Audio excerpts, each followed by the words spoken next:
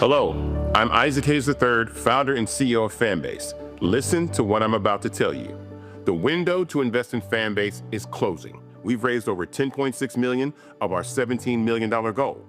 That means there's room for less than 6,370 people to invest in Fanbase for the average amount.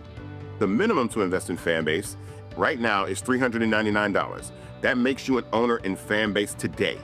Go to startengine.com/fanbase to invest. Why? Because current social apps have taken advantage of users for far too long, with content suppression, shadow banning, harmful racist content, and no real tools for monetization and equity. Fanbase has over 1.4 million users and counting, allowing anyone to reach all their following and monetize their content from day one. Social media is the new TV, and whoever owns the apps that distribute that content have the opportunity to own potential billion-dollar companies. While big platforms with uncertain futures are failing to serve their users, Fanbase is stepping up to fill the gap. Don't wait until it's too late. Invest now, invest for yourself and your future. Go to startengine.com/fanbase and own the next generation of social media.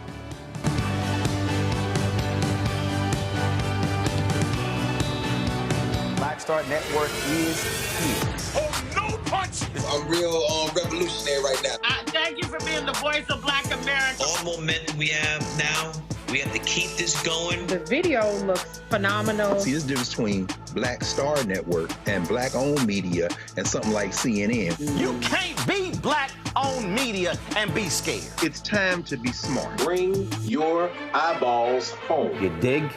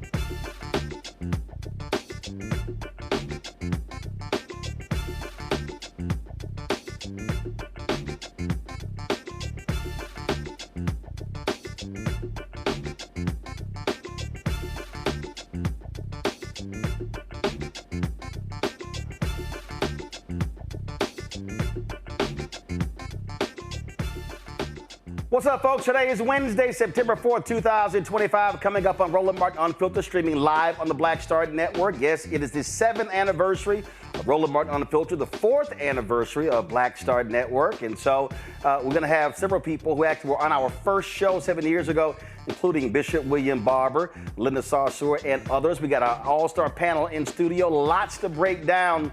Folks, it's time to bring the funk on Roland Martin Unfiltered on the Black Star Network. Let's go. He's got it. Whatever the miss, he's on it. Whatever it is, he's got the scoop, the fact, the find. And when it breaks, he's right on time and it's rolling. Best believe he's knowing. Putting it down from sports to news to politics. With entertainment just for kicks, he's rolling. It's on go, roll, roll, y'all. It's Roland Martin.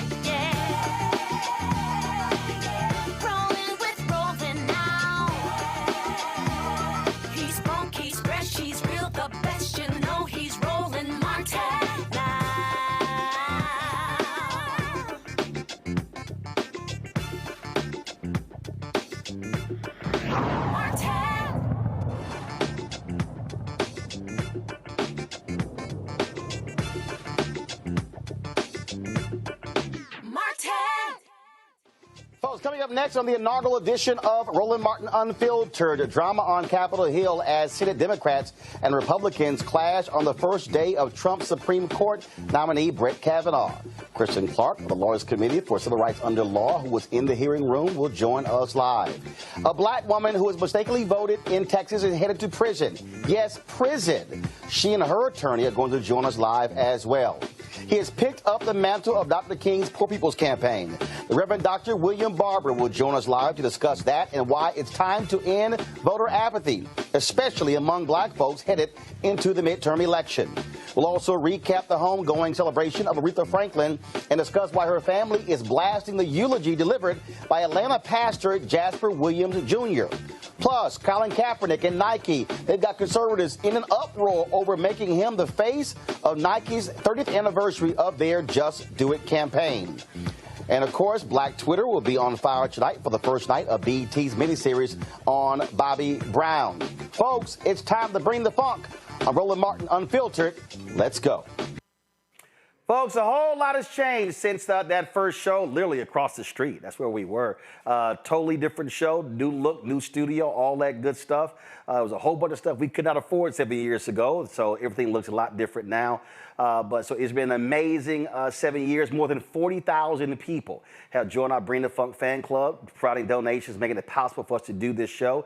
The show was launched with one sponsor, the American Federation of State and County Municipal Employees, as a sponsor. Of course, $350 grand of my own money, and we launched this thing. And a lot of people said it was not going to work. I remember the YouTube people, when they were funding a lot of efforts, they literally said, hey, we don't think black news is going to work. And I was like, all right, we're going to show y'all. So here we are 7 years later with 1.85 million followers in the YouTube Top 100 podcast every week, but 2 weeks since they launched that. And so I think it actually has worked. And even now, 7 years later, we still are the only daily news show that centers African Americans in the country. One of the first guests that we had that first episode was Bishop William Barber, of course, co-convener Repairs of the Breach Poor People's Campaign. He joins us right now. Bishop, always glad to have you back. Again, a lot of people said it wasn't going to work, but again, we remain focused and faithful, and here we are. Well, you know that song, they said I wouldn't make it, but you're still here today, brother. And not only just here, but here making a difference. And I want to say right off the bat, there's 1,000 preachers out there I know, particularly that benefit from what you do.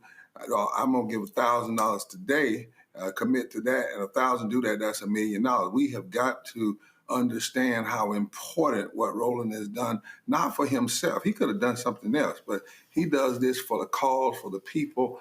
I went back today, Roland, I did two things. First one, I said, I'm going to put on a suit for the anniversary, you know. I'm going to get a little fly. I want to let you know you ain't the only one who can get fly, bro. And then I said, I wanted to go back to W.B. Du Bois. W. Du Bois said, look, you got to have black media number one, to empower the black community. Because if not, you get beat down so much you don't even believe you can do things. Number two, to counter anti-blackness. To counter anti-blackness, you do this every day.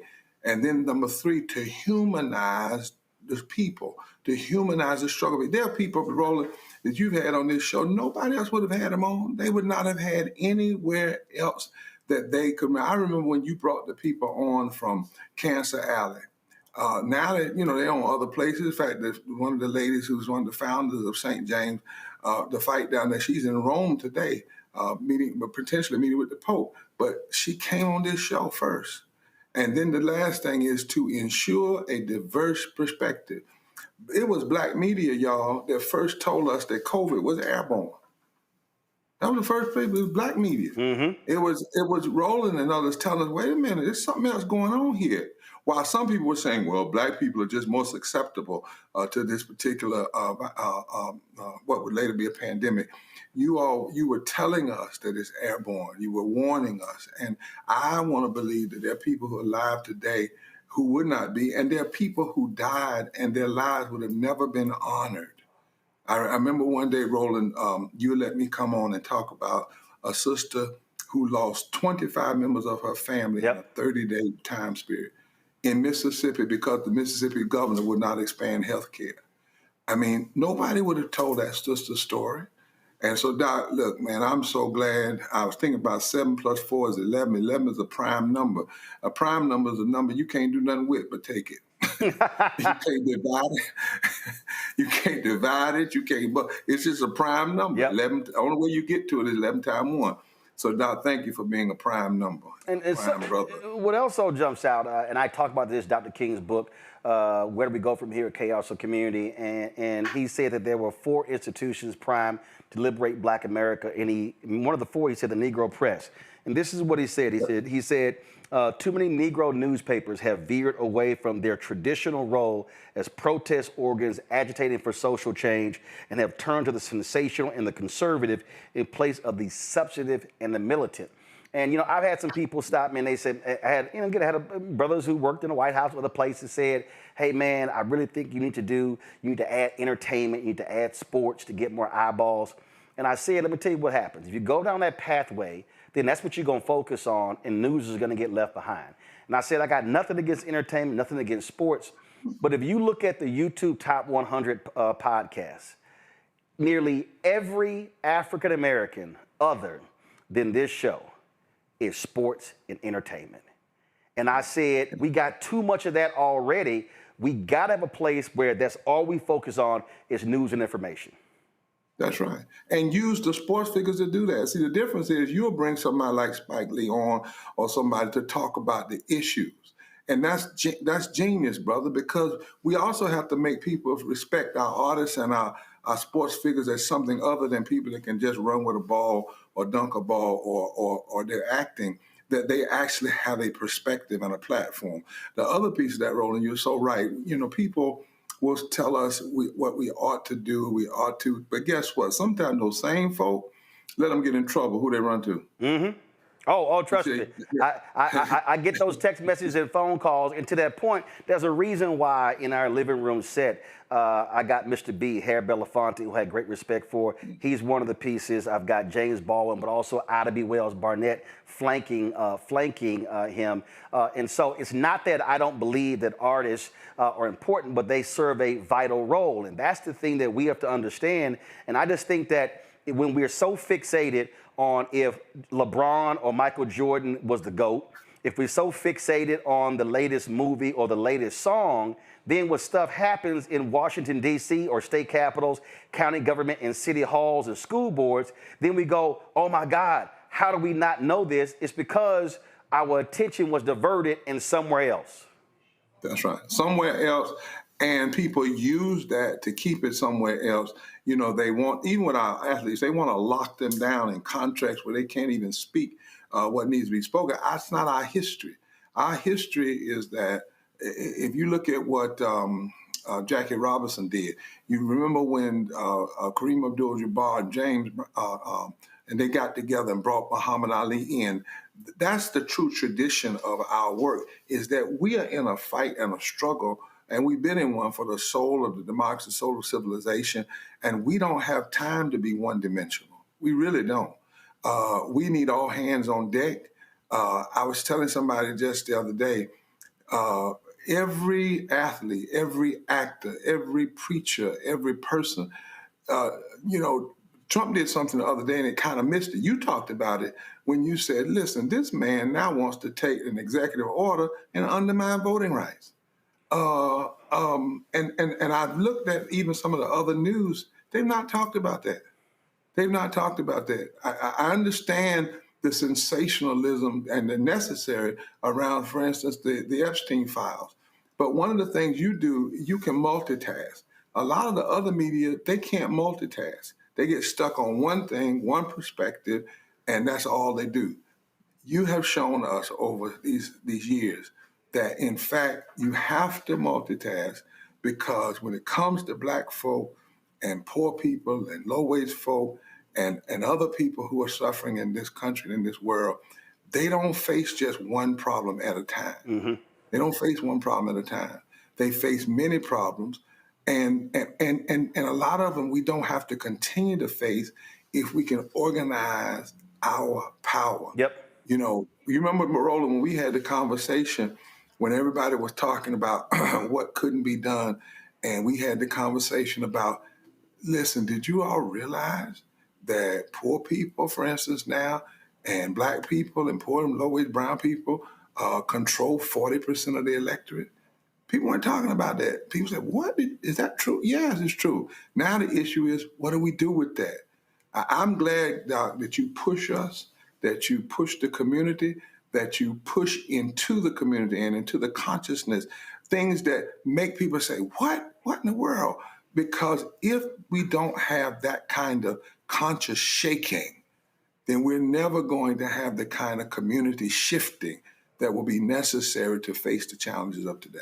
Also, where we are, and this is, and you and I talk about this a whole lot, and we know there are people who are friends of ours, who are frat brothers of ours, who hate this. We also got to have black accountability. It's a lot of people who say they represent black interests, yet don't like to be challenged on what they're actually doing. And my philosophy has always been the same. If you do good, I'm going to talk about you. If you do bad, I'm going to talk about you. At the end of the day, I'm going to talk about you.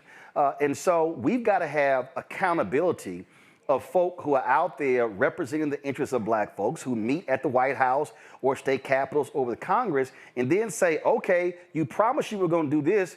What have you actually done? It's easy to plan an event, plan a protest, plan a march, but I'm always like, okay, what we doing the day after, and then the day after, and then the day after. And I think that's also where we have to be. Part of what King talked about, and Du Bois talked about it, and Martin Delaney talked about it, and Ida B. Wells Barnett, and Frederick Douglass, and Robert Abbott, and John Sinstack, and Louis Martin, and all the pioneers in black-owned media. It was also holding black leadership accountable, saying, are you representing the interests of the people and not yourself? That's exactly right. You know, I'll tell you something funny, Roland. My team that puts together media some years ago had called me and said, we've got you going on Roland. I said, I can't go on Roland tonight. And they said, why? I said, because I haven't figured out the end product. They said, well, just go on and talk about the beginning, get the headline. I said, you don't understand. They said, Roland, your friend. I said, you still don't understand. He's not going to let me get away with a headline on his show. He's going to ask me, what is this going to do? What's the end result? I'm not going on this show until we figure that out. Now, if y'all can figure that out in the next 12 hours, then I'll go on the show tomorrow. If not, then you all just wait until a few days and we get, because the brother is not playing. And that's what we need. This deal of getting a headline and then moving the hell on is not what we need in these times. Our people don't need to be played with and toyed with. The times are too serious in this civilization and this thing. I remember one time that somebody was on your show and they said something like Trump is a racist, and you said, and what else? I mean, because you were like, okay, you said that, but what does that mean? Where are you going with that? Where does that get you? What else? Are you going to not deal with the authoritarianism, the neo-fascism, the policies? Okay, what are you going to do in relationship to policy? How is that going to happen? And if we don't have that, Roland, we'll have the tendency, even we used to talk about it in black preaching, where people have a lot of gravy and no substance and no meat. Mm-hmm. And that's not the time we're in, brother. So I want to personally thank you, Doc, for making folk know, even me, that if you're going to go on the show, you better have your stuff ready. You better be able to answer the question, and you better be able to talk about how you're going to start something and sustain it and keep it going until real change takes place. Last point here, I put this graphic up on social media today, sent it out, where as part of our anniversary, our goal is to get folks to give $1 million between now and the end of the year. Let me know when your team has that pastoral graphic ready so we can push that as well. But the point there that I've laid, we got 2 new shows we're launching, a daily show, a weekly business show. We want to launch a health show. And we want to be focused in 2026 to travel this country doing the show in town halls from battleground states. You got critical Senate races in Georgia, in North Carolina. You got a brother running for governor in Nevada. You've got a brother running for governor in Michigan. It's a lot of different races. And what I say is and you emphasize this, I do as well. We can't just tell folk, hey, we need y'all to vote. No, we have to literally be on the ground, touching people, informing, educating, enlightening, but also organizing and mobilizing, because too much black power is sitting at home, untapped, unused, and we've got to be able to reach these folks to change what's going on. Black power in this next election, in the so-called off-year election, if we go on instead of off, if we don't listen to what the pundits say, well, you know, in the midterms, it's off year. If we say no year's an off year for us, because we have to stay, and that everything we have fought for and are fighting for is under attack. And I say this everywhere, if just 65% of Black folk that are already registered would vote consistently, we could flip the entire political strategy, attitudes and atmosphere in this country. So that's exactly what we're going to do. We're going to put that grant. We've already sent it out to hundreds of thousands of people. Those of you that are listening tonight, we want you to grab it from our site, grab it from here, continue to push it out. Let's push this way over $1 million. I want to challenge at least 1,000 people to give $1,000, particularly those of us who are clergy, who are pastors, who could do that for this effort, for this work, for what Roland is doing on our behalf. The brother is not doing this just for Roland Martin. You don't take on this kind of stress and even criticism just for yourself. He literally is saying, I will not be quiet. And y'all know when he says bring the funk, we all know what that means. That's not just about a dance floor. That is about that I'm getting in the middle of this arena and we're not playing because our people are not to be played with and the times are too serious and the issues are too important and our power is too great for it not to be unleashed and used the way it could be. Indeed. Bishop William Barber, appreciate it. Thanks for the support, the prayers, and Repairs of the Breach Poor People's campaign. Has been a consistent supporter of this show, putting your money where your mouth is, and so we appreciate that. It's a lot more work to do. I know you got a plane to catch. I appreciate you being on the 7th anniversary show. Thank you, my brother. 06. Yes, sir. Thanks a bunch. Folks, going to go to a break. I got a panel there ready to chat. We'll be right back on the 7th anniversary of Roland Martin Unfiltered, 4th anniversary of the Black Star Network. Folks, back in a moment.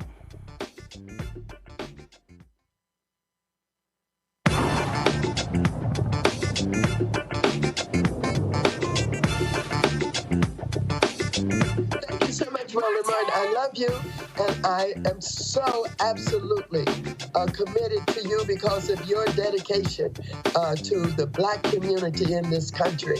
And I want you to know that you're doing the kind of work that we don't get in other places. And I appreciate it. I will support you. I'm available anytime that I can get on the program because you deserve to have the response and respect of everybody because of the work that you do.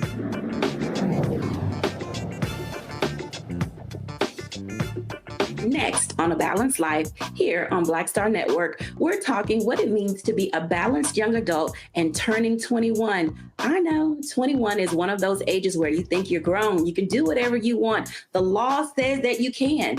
But what are you packing in your 21-year-old toolkit that will allow you to not only survive, but to thrive? You have every right to make whatever decision that you want to make, okay? Because you're grown. Don't go out here and do something and then want to come back and expect somebody else to clean it up for you. That's all this week on A Balanced Life with Dr. Jackie here on Black Star Network.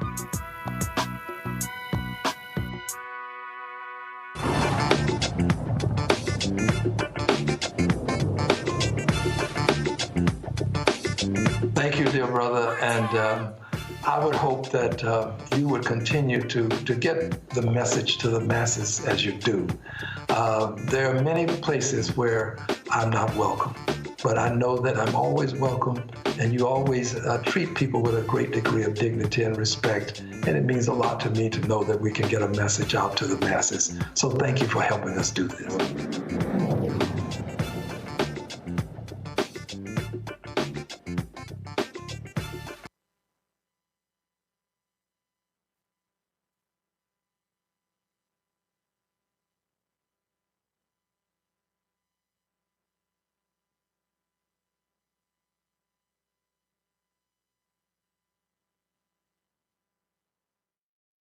Anniversary.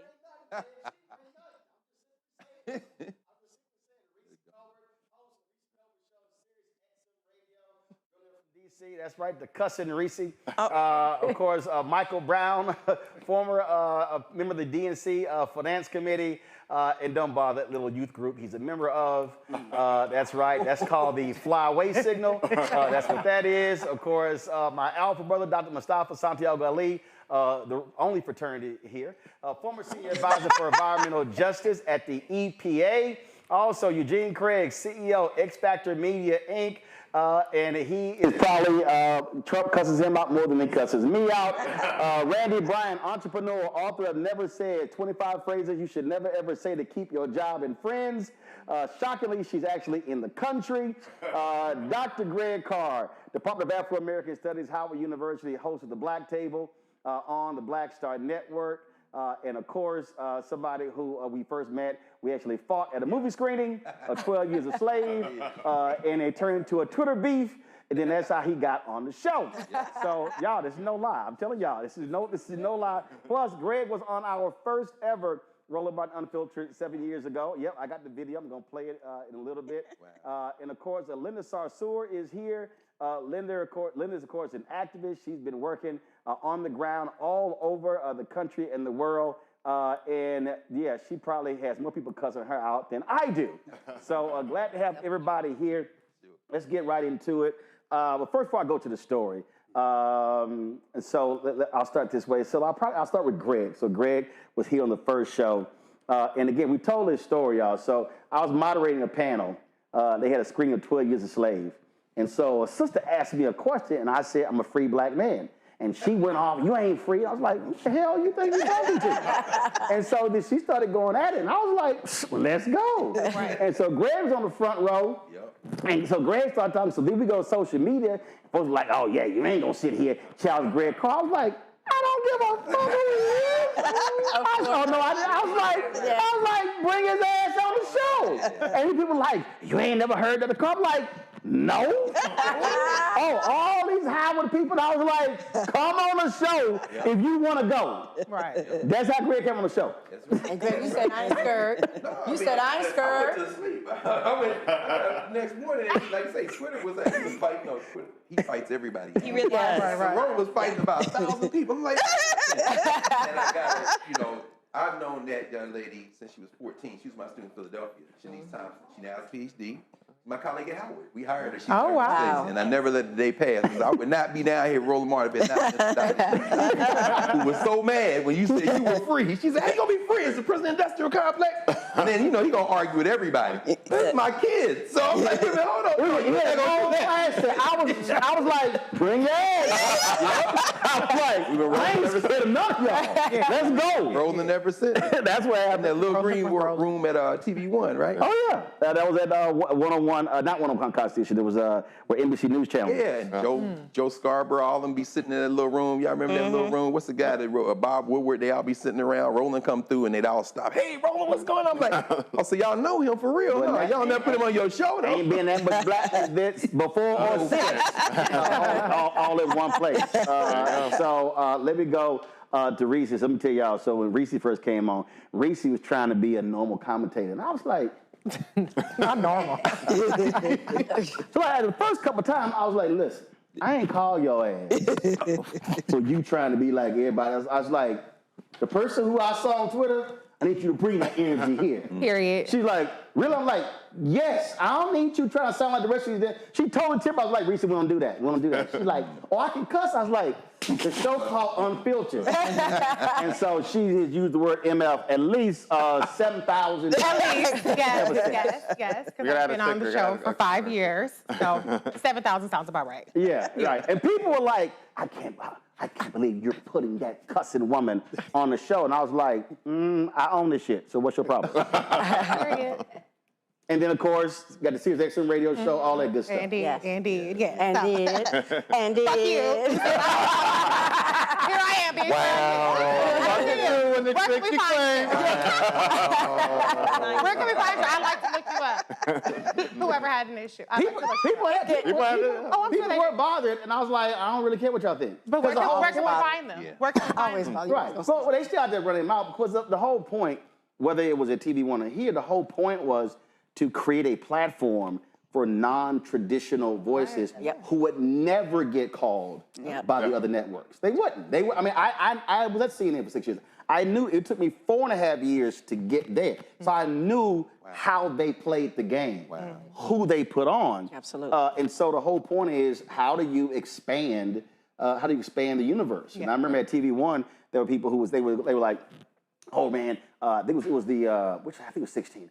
All these man, they hiring all your people. I was like, yo, Jeff Zucker can hire everybody. I'm gonna go find a whole new crop, and then they go hire all of them. I'm gonna go find a whole new crop. So that was the whole point, because I knew the game that they played and how they gatekeeped as to who they would put on the air to speak on various issues. But that was all 3 networks, because that's all of them. All of them. I mean, there isn't a cable and broadcast. There isn't a black person probably doing commentary right now on cable news that didn't come through the Roland Martin ecosystem over the last decade. Whether it's Giano at Fox News, whether it's the folk over at MSNBC or the folk over at CNN, every last one of them came through either News One Now or Roland Martin Unfiltered. Yeah. Again, that is understanding in terms of how this whole thing worked. Now, I'm glad to have Michael here, because for the longest he couldn't get his damn computer to work. I mean, it was like, you know I ain't lying. See, I mean, all the Omega was coming out. The lighting, the internet, the laptop. I was like, Michael, just bring your ass in. We can't. What was the deal, Michael? What was going on? Well, after Hannity and O'Reilly fired me, you picked me up. And I appreciate that. Thank you. That was very kind of you. So we had some technology issues. I don't know what to say. I know your staff, my frat brother in the back, everybody's so angry with me. So my apologies. Congratulations on 7 years to you and your team. Congratulations, folks. Appreciate it. Mustafa, of course, Mr. the Green Man, always talking about the environmental stuff. And again, a perfect example. Again, so many other shows, we're not talking about black people in the environment. That's true.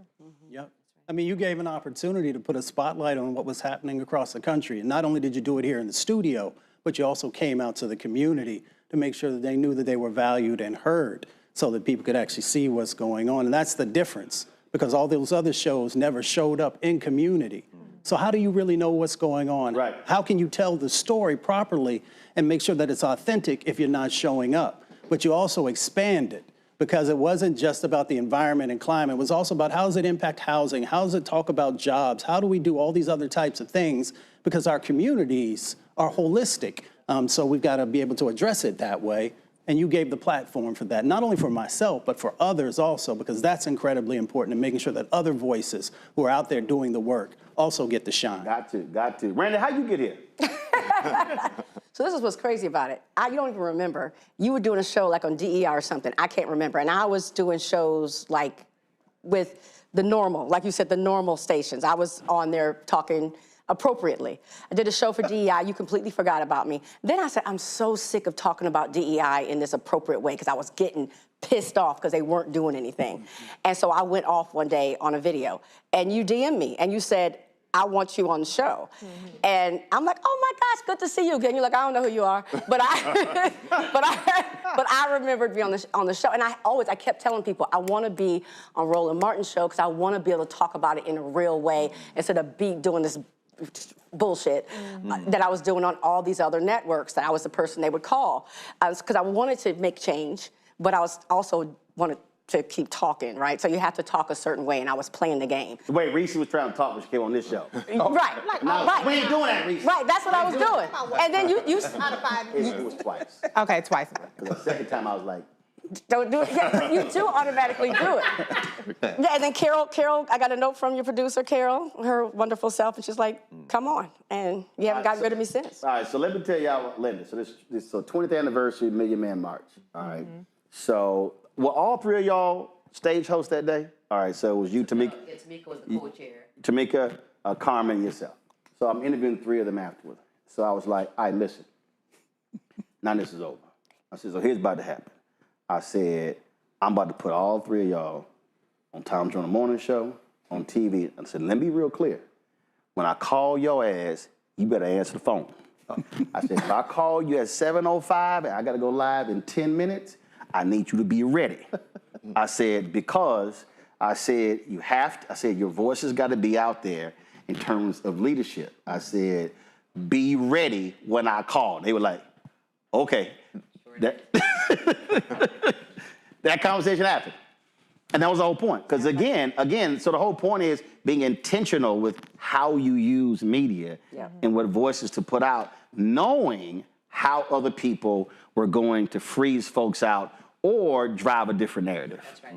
I mean, you always did that for us, Roland, and that's why I'm here all the way in Washington, D.C. to say congratulations on 7 years.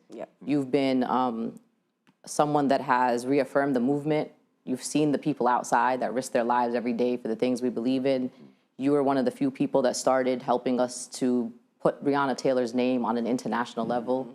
You put her voice out there. She was murdered in March. No one knew about her in March. No one knew about her in April. No one knew about her in May. And then you helped us put her name out there so people knew her name all over this country.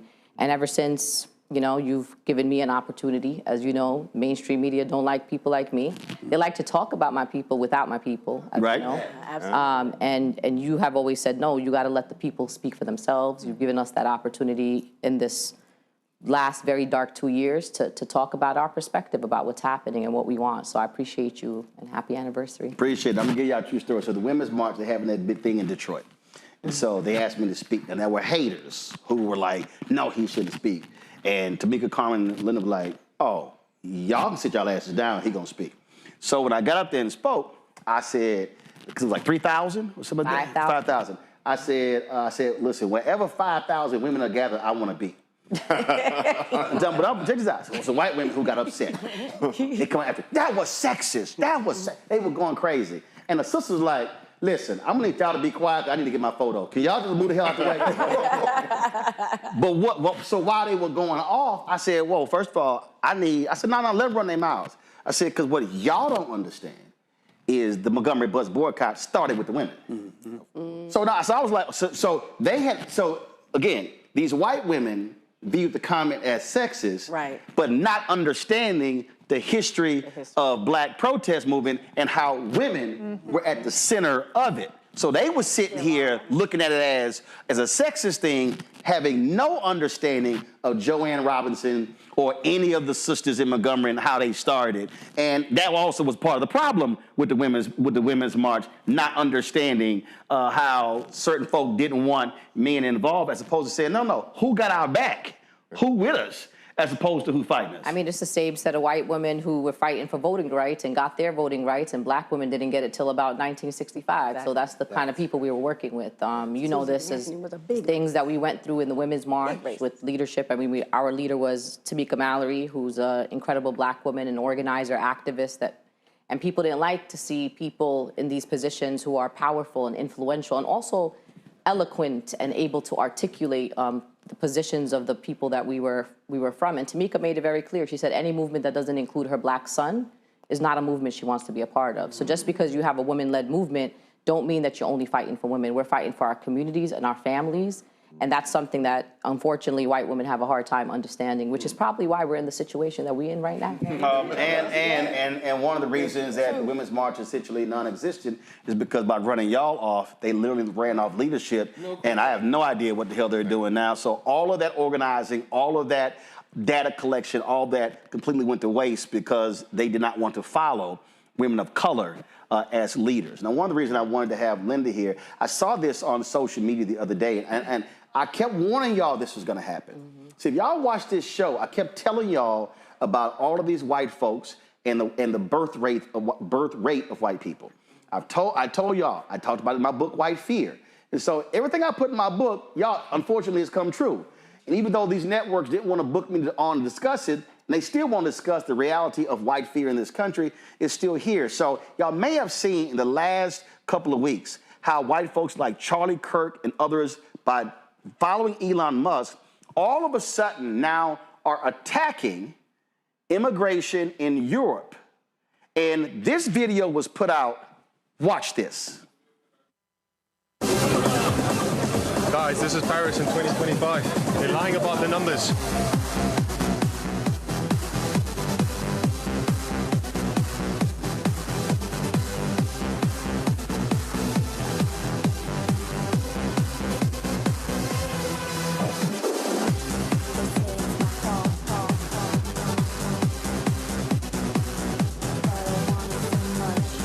This is the new France. coming soon to you, to a neighborhood near you. So I want y'all to understand what's going on, okay? Elon Musk tweets a lot about the declining birth rates around the world, okay?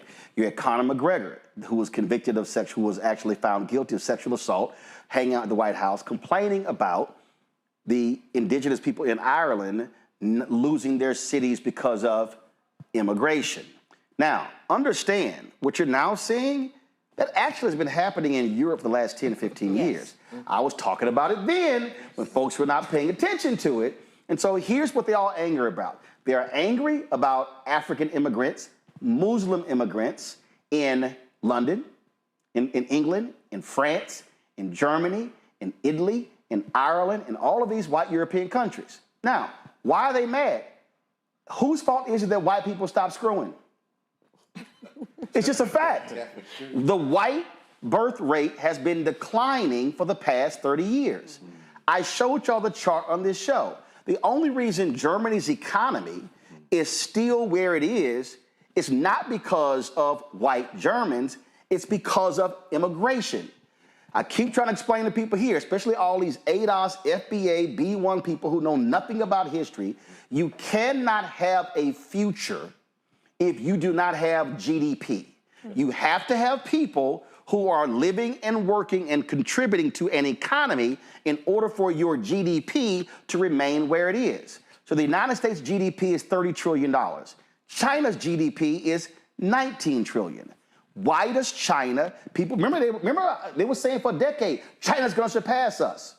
But China made a huge mistake with their one-child rule because they said we're overpopulated. They were not that great at math because they were not counting what's gonna happen in 30 years when a 60-year-old person is 90 and they don't reach 90. Unfortunately, they become an ancestor. So what happened? China had to get rid of their one-child rule and go to a two-child rule because they didn't have enough people to replace the folks who were passing. Right. And so all of these European countries are pissed off with black immigrants, pissed off with Muslim immigrants. But let's be clear, those countries will not exist in the next 10, 20 years the way they are now if they do not replace population. But the racism we're seeing, Linda, this is all tied to racism. Charlie Kirk is tweeting these things, Elon Musk tweeting these things. Now all of a sudden, all of these different conservatives are not talking about, oh, this could be us. Well, guess what? At Springfield, Ohio, what happens when the white folks leave and die? And then they were crapping on the Haitian immigrants, and now the Haitian immigrants are booking. Springfield, Ohio is gonna, they complain, they're about to lose jobs, lose housing, lose all sorts of things because they wanna run the black folks off. This is the latest anti-black, anti-Muslim racism of MAGA white supremacists. That's right. I mean, everything you said, and if the white people in Europe don't want our people, then stop exploiting our wealth in our countries. Stop supporting war. Stop bombing people in places like Iraq. So when you get an influx of Iraqi refugees or Syrian refugees, or you're getting folks coming up from Africa for better opportunities, oftentimes the European countries and the West, which includes us, are part of the reason why they come here. Immigrants, where you are born is where you want to be. I promise you, if you ask any immigrant, if they could live in dignity in the places that they are from, you want to be with your culture, with your language, with your food, with the land that your ancestors, you know. What's called home. Yeah, that's your home. Yeah. Like, my Palestinian parents would love to live in Palestine. Free Palestine, and we promise you our one-way ticket over there. So that's part of it. It's what you said. And also, they have no self-awareness of why there's an influx of refugees coming to it. They had Afghan refugees. You had a 21-year war in Afghanistan. Apparently, one you fought with trillions of American taxpayer dollars to fight the terrorists, which were the Taliban. And then you all withdrew, and guess who the people that are in charge in Afghanistan? The same people you told us you was fighting for 21 years. So there's no self-awareness. Even Central American immigrants, the exploitation we've done in Central American countries, what we've done in Mexico, in Ecuador, in Guatemala, there's no self-awareness. Trust me, a Guatemalan wants to be in Guatemala if they could raise their children in safety and in security. But even, you know from the days of the drug war here, the war on drugs, there's many documentaries. It's not just me. Our own government was involved, you know what I'm saying, in the drug war. And so these cartels that have come up, and anyway, I just watch these people and I'm like, I don't even know what they're talking about. Nola, the reason I'm laughing, because you got all of these immigrants who are coming into France who speak French. I wonder why. Yeah, exactly. Maybe it's called colonization. So if you're mad that they're coming to France, maybe you should have been pissed the French were in their countries. Yeah, absolutely. You know, it's interesting listening to this conversation about how everyone came to be here. And, you know, you don't know this. This is the first time I'm going to tell you this, but you know, I came from doing all the shows, MSNBC and BBC and Al Jazeera. I was one of the few Black faces talking about foreign policy and national security. Right. And Reese is how I got to be on this show. And when I started doing more Black shows, a lot of people in my world were kind of like side-eyeing me. But what happened was, when I would come back with data from reading the comments, talking to people on Reese's show, being able to talk about what people are responding to in real time, then all of a sudden I became valuable in a very different way. I got invited into the National Security Council messaging space, you know, with all the top, you know, I call this like the gang of 33 or 34, where, you know, you have the Michael McFaul's, ex-CIA directors, and I'm in this space. I am the only Black person in that space. And every single time I had something to say, they didn't necessarily execute, but they listened because I was the only one doing Black media. I wasn't valuable on doing MSNBC and all those shows because pretty much I was saying the same things that other political scientists were saying. You know, I wasn't really saying anything different. I might have had a little bit more personality and my outfit was fly, you know, but you know what I'm saying, that red lip. But essentially I wasn't really saying anything very different. But it is when I started doing Roland Martin, doing Reese's show, and doing other Black media is when my value increased in a very different way behind the scenes. Because what they were getting wrong in the Beltway, I'm saying that's not working with Black people in Texas. That's not working with Black people in Louisiana. It's just not working. And so that was something that meant a great deal to me in my world. And even still to this day, you know, I walk into these spaces and I still have a different level of cachet because I do Black media. That's right. I have a different perspective. I have different data. I talk to different people. And it's so interesting how I have this concept where, you know, as a Black woman to be visible and invisible at the same time, how you can have a seat at the proverbial table, but are people really listening, right? So I can walk into these spaces and I have a certain level of swag and cachet that I carry, but at the same time, are you really listening to what I'm saying? Because when I think about a lot of the things that happened towards the end of the administration with a lot of foreign policy things, I know quite clearly what I was saying that was not working, but no one was listening, right? And I cannot tell you how many times since then, and I'm not gonna name names, people have come up to me and said, Nola, I wish we would have listened. That's right.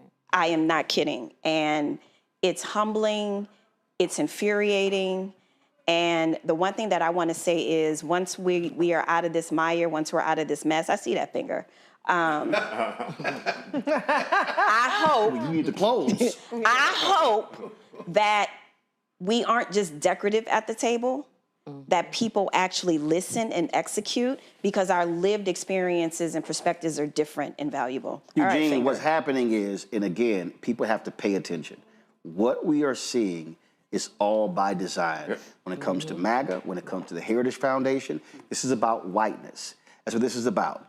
So at Peter Thiel's conference, NatCon, okay, Missouri U.S. Senator Eric Schmidt, this is somebody who can't even trace his folk to the Mayflower. But this is, we played this yesterday. This is literally what he said in a 25-minute speech at that conference and how all of these white conservatives clapped when he said this. The Continental Army soldiers dying of frostbite at Valley Forge. The Pilgrims struggling to survive in the hard winter soil of Plymouth. The pioneers striking out from Missouri for the wild and dangerous frontier. The outnumbered Kentucky settlers repelling wave after wave of Indian war band attacks from beyond the stockade walls. All of them would be astonished to hear that they were only fighting for a proposition.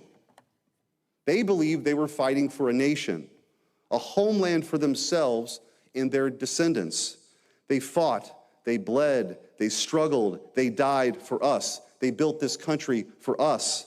America, in all its glory, is their gift to us, handed down across the generations. It belongs to us. It's our birthright. It's our heritage, our destiny. If America is everything and everyone, then it is nothing and no one at all.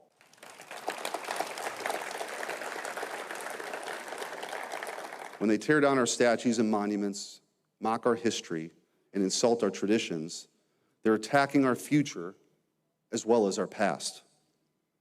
By changing the stories we tell about ourselves, they believe they can build a new America with the new myths, a new people.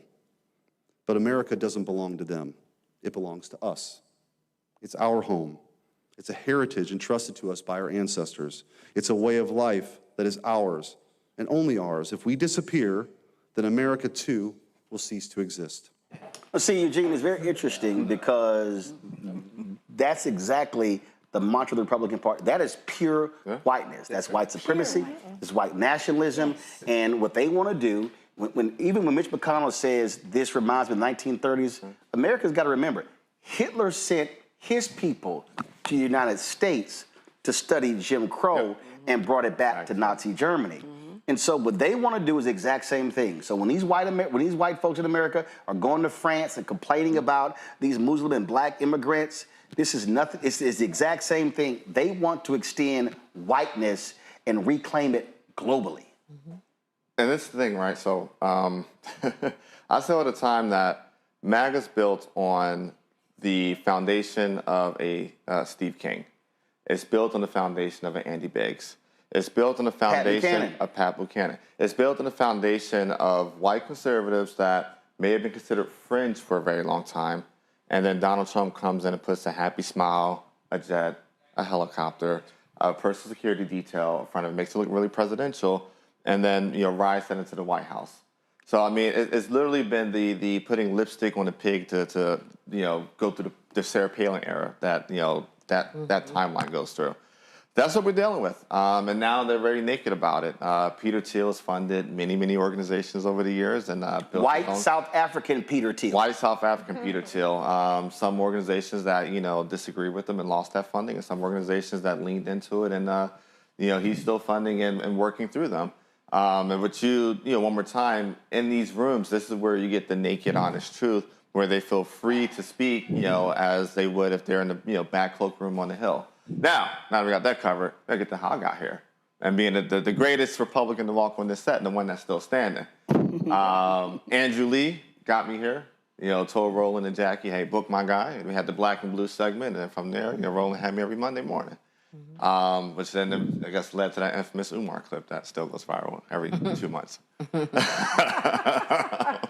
So, go ahead. Michael, here's what's interesting. I'm sitting here looking at Chuck Schumer's feed. I don't see nothing about Eric Schmidt. And see, this to me is a huge problem for Democrats. Yeah. Leadership right now is like, no, we should be focusing on food prices and gas prices and whatever. So this other stuff is a distraction. They even think the Epstein stuff is a distraction. But what's crazy is if you are the Senate minority leader and you can't call out that racist speech, you should not be in leadership. That part. But what would he call out? What would Schumer call out? Well, clearly you're right. But the one thing we being Democrats, haven't understood yet is our messaging. Clearly, that has not worked. The democracy message doesn't connect. It sounds great, obviously, but it doesn't connect. And it's hard for white leaders in my party to call white supremacy what it is. Mm-hmm. If you have poor white people in America, that have no problem losing their farms as long as the white supremacy agenda is first priority, it's hard to make any argument about anything else. That's right. So once they had somebody like the guy who's at 1600 Pennsylvania now, saying it's okay to give speeches like that in public and giving people the ability to commit racism right in your face. And if your party leaders don't really do anything about it, it's hard to message that. And white supremacy is, you know, the reason I got to your show, thank goodness, I mean, besides me whipping you up on the golf course, besides that. I know you high right now. Besides that. I know you high right now. Besides that part. I know you high. You can't outstep me or outgolf me. Now go on right ahead. I don't know why you at. Just don't. I have a bad Achilles, so I can't. Oh, okay, all right. That's why you can't finish your shoulder turn either? Okay, go ahead. So when I got into it with Ann Coulter on Fox on the Hannity show, and my days were numbered after our confrontation. And sounds like me and Mika on Morning Joe. But go ahead. Okay, well, yeah, you did have that, didn't you? But when you're on those kind of platforms, yes, you have to conduct yourself differently than being unfiltered relative to your language. But that doesn't mean you have to take a step back from your position and your argument. Right. And a lot of folks get on there and they're so happy to be there. Yep. For example, they throw these contracts at you. I just didn't want a contract from Fox. I couldn't do it. My mother told me not to do it, so I didn't do it. God rest her soul. Yes, thank you very much. So when you take that, it gives you the freedom to not worry about consequences. And so when Ann took her microphone off and got mad at Sean for not basically defending her, I wasn't attacking her. I was attacking her position. That's right. My days became numbered. O'Reilly had kicked me off a long time ago because he kept talking about Jesse Jackson and I didn't like it. So you have to go on with principle and not any fear. And it's hard to do. Randy, I'm sitting there looking, I don't see nothing from Bernie Sanders. Right. I don't see nothing from Elizabeth Warren. And I'm like, what? Y'all weren't aware that speech actually was given? And just know, I actually sent a text to one of Schumer's people. I know you did. I'm sure you did. The problem is that everything goes under the umbrella of white supremacy, and it is very difficult, particularly to have white people who benefit, who are the greatest benefactors of white supremacy, go against it.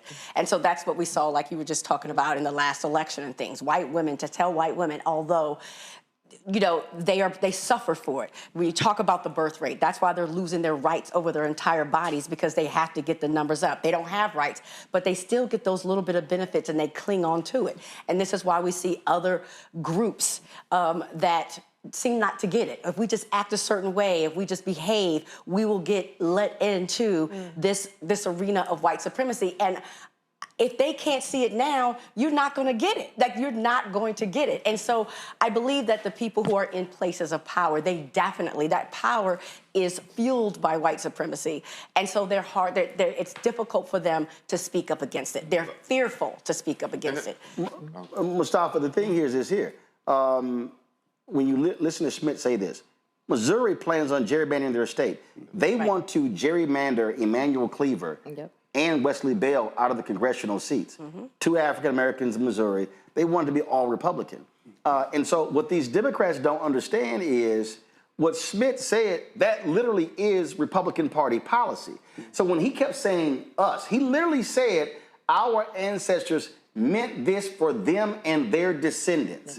And basically said this wasn't meant for none of y'all who've now since come. Now, we all knew that was the case anyway, but that's literally what they're saying. When you're saying, so all y'all black people, y'all Latinos, y'all Asians, and you Native Americans, this shit wasn't for you. Right.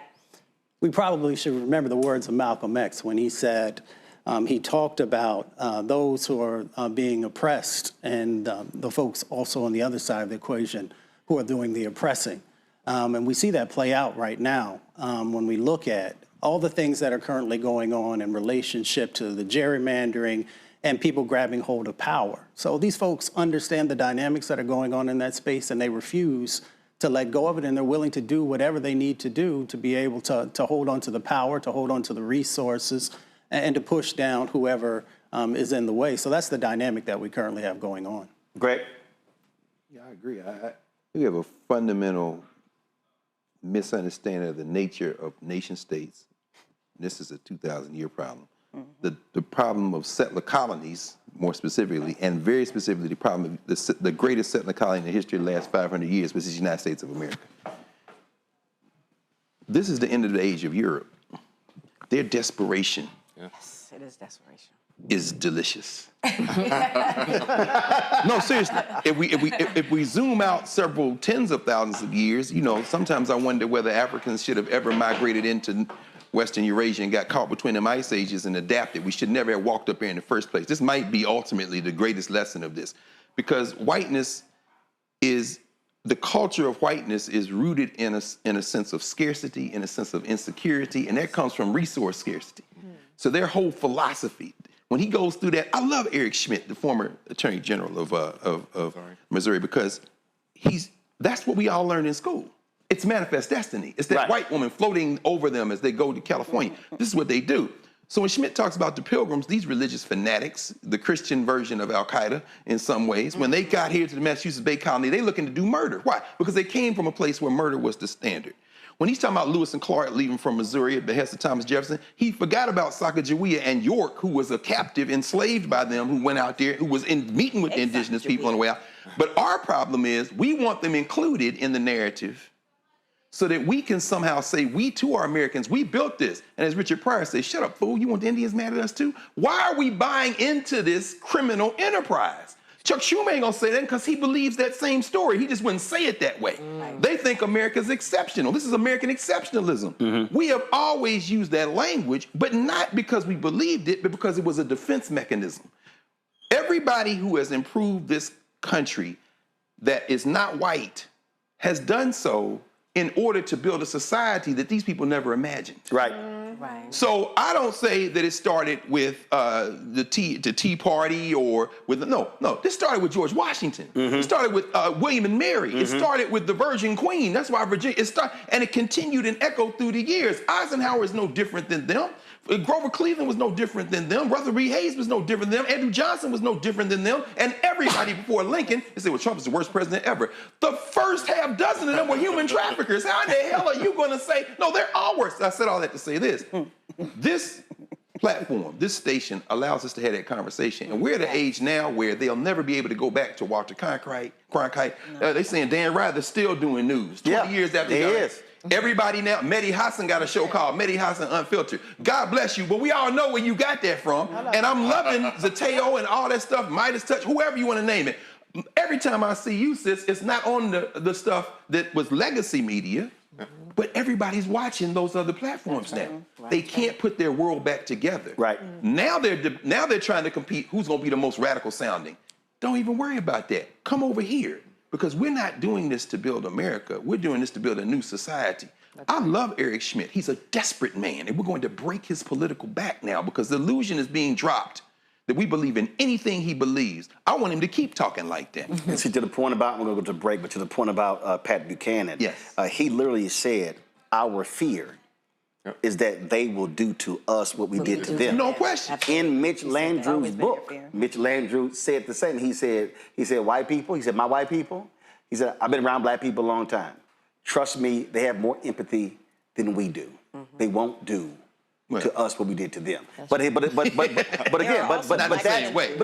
that literally is what's driving their fear. Absolutely. And that's why they cannot handle 2043. Absolutely. They cannot handle Black power and Latino power, and then Latinos are going to have to come to their realization that you have to deal with your whiteness because you got white Latinos who are more white than they are brown, and not realizing that they also don't like y'all.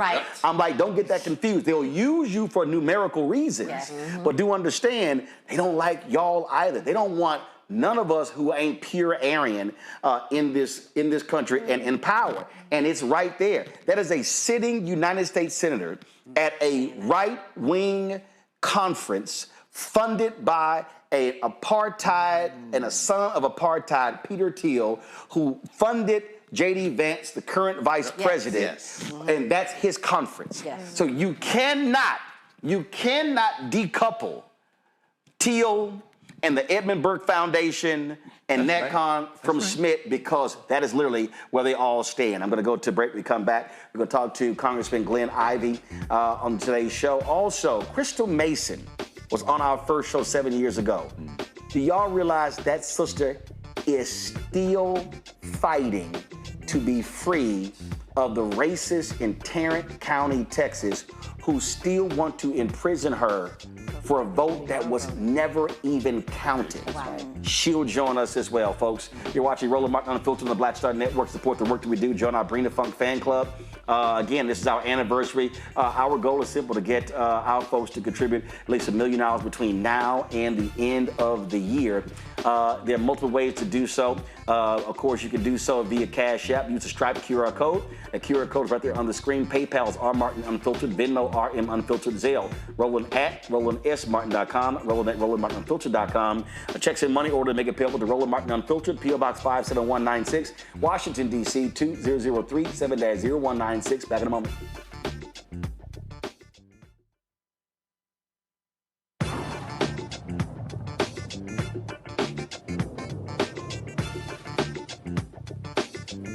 Thank you, Roland, for covering the matter, because, like, we have to save ourselves.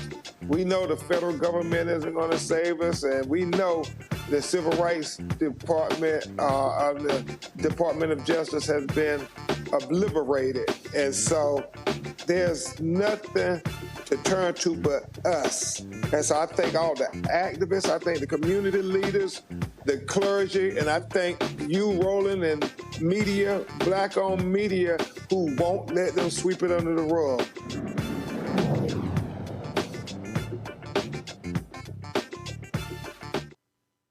Black Star Network, what's happening? It's your man, Kim.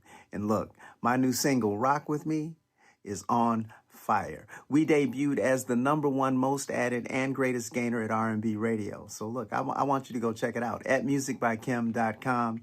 Listen to it, download it, tell me what you think about it. Also, make sure you sign up to be a part of my community so we can stay connected. At Music by Kim on all social media platforms. Thank you for rocking with me. And keep love on the one. 'Cause I want you to rock with me. We live in a strange world till the darkness falls forever. Baby, let's be the dawn. When it feels like it's taking me over, you're making me stronger, my sweet love.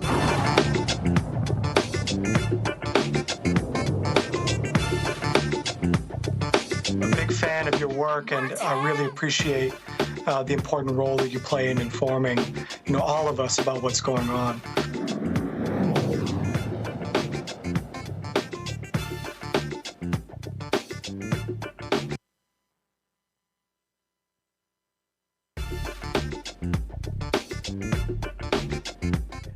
Folks, Donald Trump continues to threaten blue cities, sending the National Guard, even though we know he has no legal authority to do so. Glenn Ivey is a congressman from Maryland. He joins us right now. Glenn, glad to have you here. Before I ask you about that, Glenn, I got to ask you this here. You were you worked in the U.S. Attorney's Office. What do you make of these idiots in D.C. trying to prosecute everybody? And the federal Washington D.C. grand jury they've rejected several of these bogus attempts to hit folks with felonies. It's rare that a grand jury rejects a prosecutor's effort to indict, but repeatedly they're like, nah, this ain't flying. Yeah, that's right. I mean, it's extremely rare for a grand jury to decline to indict a case. But, I mean, they're trying to charge this guy for throwing a sandwich, and they're trying to charge him with a felony. So, I'm not surprised the grand jury not only declined to indict, but apparently was a little bit insulted that they would waste their time with something like that, because it really is a waste of time. And, Pirro is the new U.S. attorney, and she's coming in, pounding her chest, acting like she's going to be so tough and everything. But those are ridiculous cases to pursue. That's a very serious office. It's an arm of the Department of Justice. They should be pursuing serious cases. Well, and what we're seeing is, again, they're claiming how they've just drastically slashing crime all across Washington, D.C. But when you look at the actual arrests, so many of them are misdemeanors. They're not actually impacting violent crime. Right. Yeah, I think a lot of that is kind of, fake counting, fake numbers, essentially. But at the end of the day, though, even if hypothetically there was some sort of effect where they were reducing violent crime, it's just a short-term solution, and we know violent crime is a long-term problem. So why don't we do things that we know will work in the long term? When I was a prosecutor in the U.S. Attorney's Office, I was there in the early 90s. Homicides were at 450 to 500 per year. Now they're a fraction of that. And part of the reason they came down is because D.C. has had sustained efforts, not just in enforcement. You want more cops and all of that and have them, patrolling in the right ways. But they had intervention and prevention programs.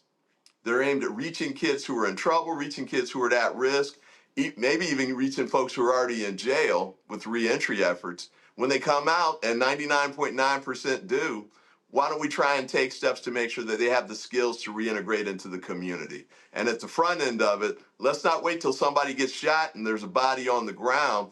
Let's try and see if we can reach these kids, and usually they're very young people, late teens, early 20s. Let's see if we can reach them before they get to that stage, get the gun out of their hand, and find other ways to resolve whatever the disagreements are. And then, of course, the longer term piece, if you get kids who are getting the education and they see a path forward with respect to jobs and other traditional paths, they'll take that. Not a lot of kids grow up saying, I want to go to jail, I want to be a criminal and all that stuff. There's something that they turn to for a variety of reasons. Let's attack those reasons on the long term. Obviously, these troops aren't about doing that, and they're not trained to do it. It's a waste of time. It's a waste of money. One last point. The Republicans in Congress are withholding $1.1 billion of DC's money from DC. Now, if they give the $1.1 billion or free it up so DC can use it, the mayor's already said she wants to use it for cops and teachers. So free up the money, let them decide how to use it in the way they want to. Take these guys off the street. If you want to spend $1 million a day, in the District of Columbia, go ahead and do that, but do it on stuff that's going to make a difference in the long term. Last question here, and that is, we talk about moving forward. I mean, the reality is, look, Republicans control the purse strings, they control the House, they control the Senate, and now that Congress is back. What I'm hearing from people all across the country, folks say they want a far more aggressive fight from the Democratic Party. If you look at the polling data, people do not have, even Democrats and progressives have much faith in Democratic leadership. When you travel the district, what are people saying to you, and what are you taking back to leadership that they need to be doing? Because again, people do not have faith that current Democratic leadership, House and Senate, knows how to effectively combat Donald Trump and MAGA. Yeah, I mean, that's out there a lot. I mean, a couple of the things that we need to do is continue to build on the cases that we have in court. We've filed some of those in the House of Representatives. The Democracy Forward group, which is supported by the unions, have done an outstanding job in court, getting a lot of injunctions in place. But a lot of times, by the time they get up to the Supreme Court's not necessarily overturning them on the merits, but they're giving the Trump administration enough room to keep doing the destructive activities. I think we need to make sure we keep pushing on all fronts that we possibly can. That's protests like the ones we did, today with respect to D.C. and the militarization of the city. I think it also includes efforts to do focused and targeted work on these toss-up districts in Congress. We need to take the House back next year to actually regain some kind of power. We need to focus on the targeted districts where we've got a shot to do that. And there's some all across the country for sure, but it's not high profile work, it's not pretty work, but it's the work that can actually win elections. And it's door knocking, it's licking stamps, it's reaching out to people early. Don't wait till the October before the election kind of outreach. Start now. And we can do things where we're explaining to people to make sure they understand that there was a $1 trillion cut to Medicaid that's going to affect them, that there are going to be cuts that take away the tax credits that help them afford health care coverage under Obamacare, that they are going to lose SNAP access and the like, so kids won't necessarily be getting lunches at schools like they used to. There's all kinds of things that have been taken away from them. We need to make sure they understand that and know that that came from Trump and the congressional Republicans. And then the last piece of what I would say on this front is, we've got to make sure we're doing everything we can to connect with people where they are. Part of this is communication. Part of this is making sure that they hear what's going on. We got outflanked in 2024. They had a lot of these, online influencers and the like on the Republican side. We're building that out now on our side so we can battle them on the information war in spaces where we weren't even present before. And people like you, I think, are doing an outstanding job of getting the message out, getting the information out, getting people mobilized, because knowledge is power. And we're definitely going to need that power in the year coming up. What also has to happen, Congressman, and that is individuals like yourself and the Congressional Black Caucus now, not next May, not next June, not next October, now must be challenging Ken Martin and the DNC, the Democratic Governors Association, the DCCC, the DSCC, and all of these Democratic donors, and make it clear to them that they've got to stop listening to white Democratic strategists who refuse to listen to black people, who refuse to listen to Latinos, who keep putting billions of dollars into legacy media, funding those networks that nobody's watching. And then what they do is they make digital media compete for a crumb, not crumbs, a crumb, and try to justify all of this. And that to me is nonsensical, and it makes no sense. And I've made it perfectly clear to progressive campaigns. I told them what Fat Joe said, yesterday's price ain't today's price. If you want to run ads over here, you're going to pay a real number. What you're not going to do is play me small.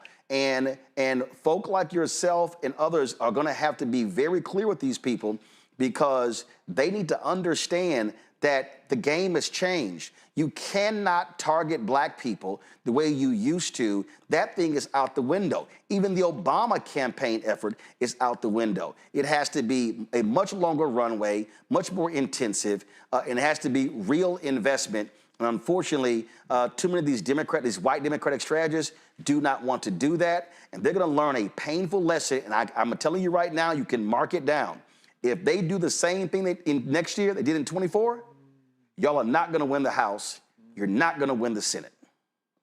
Yeah, that's a great point. Hakeem got a pollster named Terrence Woodbury who focuses on, he does polling in general, but he has a specialty in African American, especially with respect to politics. And one of the things he found was that the messaging really needs to be segmented and reach out to people, not just the folks in my age group, the civil rights age group, and still going to church and all that stuff. But we've got other age groups that aren't reachable in the same way. Going to church on Sunday isn't the way to reach some of them because they're not in church. Going on, as you pointed out, going on broadcast TV, they're not watching broadcast TV. They're not listening to NPR. So we have to find different ways to reach them. But the key point that he made was that, the Democratic Party keeps going after, swing voters, they call them. And by that, they mean white voters, pretty much. They mean white especially women. white suburban women. Yeah, frequently white women. His point, though, was if you look at what's happened with their numbers, they've been stable over the last 4 elections. The last person to get a decent number of white women voters was Barack Obama, and he didn't get over 50%. And that was 17 years ago. That's right. Hillary Clinton didn't get it. Kamala didn't get it. That's not moving. Where we are losing votes, though, where we could get it back quickly, is the African American vote. We lost a lot of votes. They didn't necessarily swing over to Trump, although a lot more did than we were expecting. A lot of people stayed home. That's the swing vote that we need to target and make sure we get out, because those are the districts we need to win that can make a difference. And I think also the messaging for African Americans is going to work with a lot of these folks, Latinos and some of the other groups in particular, maybe not to the extent they will with us, but they're losing health care too.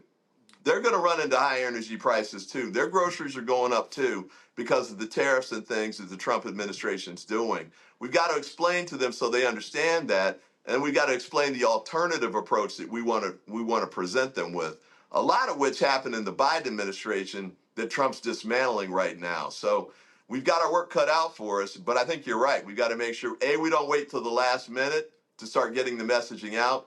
B, we got to make sure we target the most loyal voters that we have in the Democratic Party or actually anywhere across the board, the African-American vote. Well, just so you know, I met last year with the House Majority PAC and the Senate Majority PAC and never heard from them again. Not one penny was being paid. So you might want to tell Leader Jeffries and Leader Schumer that. Will do. Will do. All right. And not only that, I think all of us, not just at the leadership level, all of us need to make sure we're doing that kind of work and working with you to help get those things done. Because when we run an ad on your show, or even if it's a local, regional sort of thing, it spills over and can help other people who are running on our tickets as Democrats. It can help them too, even if they're not in our district. So making sure that you have the platform that you need to get the word out, I think is critical for the Democratic Party and, frankly, for the fate of the nation. All right, Congressman Glenn Ivey, we appreciate it. Thanks a lot. Thank you. Keep up the great work. Thanks a lot. Rebecca Carruthers, President and CEO of Fair Election Center, joins us right now from D.C. And Rebecca, it's real simple. If you don't invest, if you don't spend it where what I call low-hanging fruit or your likely voters, they're going to keep losing. And I tell people, listen, I have never self-identified as a Republican or a Democrat, as a liberal or progressive or conservative. I'm black. And I just look at black interests. And the reality is, if I'm speaking to black interests, they ain't going to happen going through the Republican Party. But Democrats had better realize they're going to keep getting their asses handed to them if they ignore or treat black people the same way they historically have done. Well, first, Roland, thank you so much for having me on your platform. You are the only person in media who has consistently welcomed me back on your platform over and over. So I want to say thank you and happy anniversary. What's really interesting with what the congressman just said and then what you're saying is that, okay, so we're talking to strategists. We're talking to Terrence Woodbury. He's doing the polling. He's saying, hey, you need to talk and segment out black folks. That's great, but what are you going to talk about? We have hit the 200-day mark of the Trump administration. Trump told us last year through Project 2025 what he was going to do in the first hour, first 24 hours, the first 50 days, the first 100 days, the first 200 days, and now they're telling us what they're doing in the next 200 days. So why haven't we heard from the opposition party, allegedly, they're supposed to be the opposition party, why haven't we heard, hey, give us the House back and we'll tell you what we're going to do to stop what's happening in this current administration? And by the way, give us some of the governorships that are up next year, and we'll tell you what we'll do state by state. Like, I am seeing today that California, Oregon, and Washington State is saying they're going to fight back against RFK Jr. and actually have a pact to make sure that there's actually vaccines in America, because, by the way, they're safe. And by the way, black folks, a lot of black people actually invented some of these vaccines that we're using today that's saving millions of lives. So my point is, what is the affirmative message that we're going to hear from the opposition party? Why aren't they outlining it now? Give us a reason to vote. And then give us a reason to vote for you. And so you could say, oh, we need to segment people out and talk to them, but talk to them about what? Start that messaging today. I'm not just talking about surface level messaging of Trump is bad, but give me policy. The thing is this, right? Republicans did that.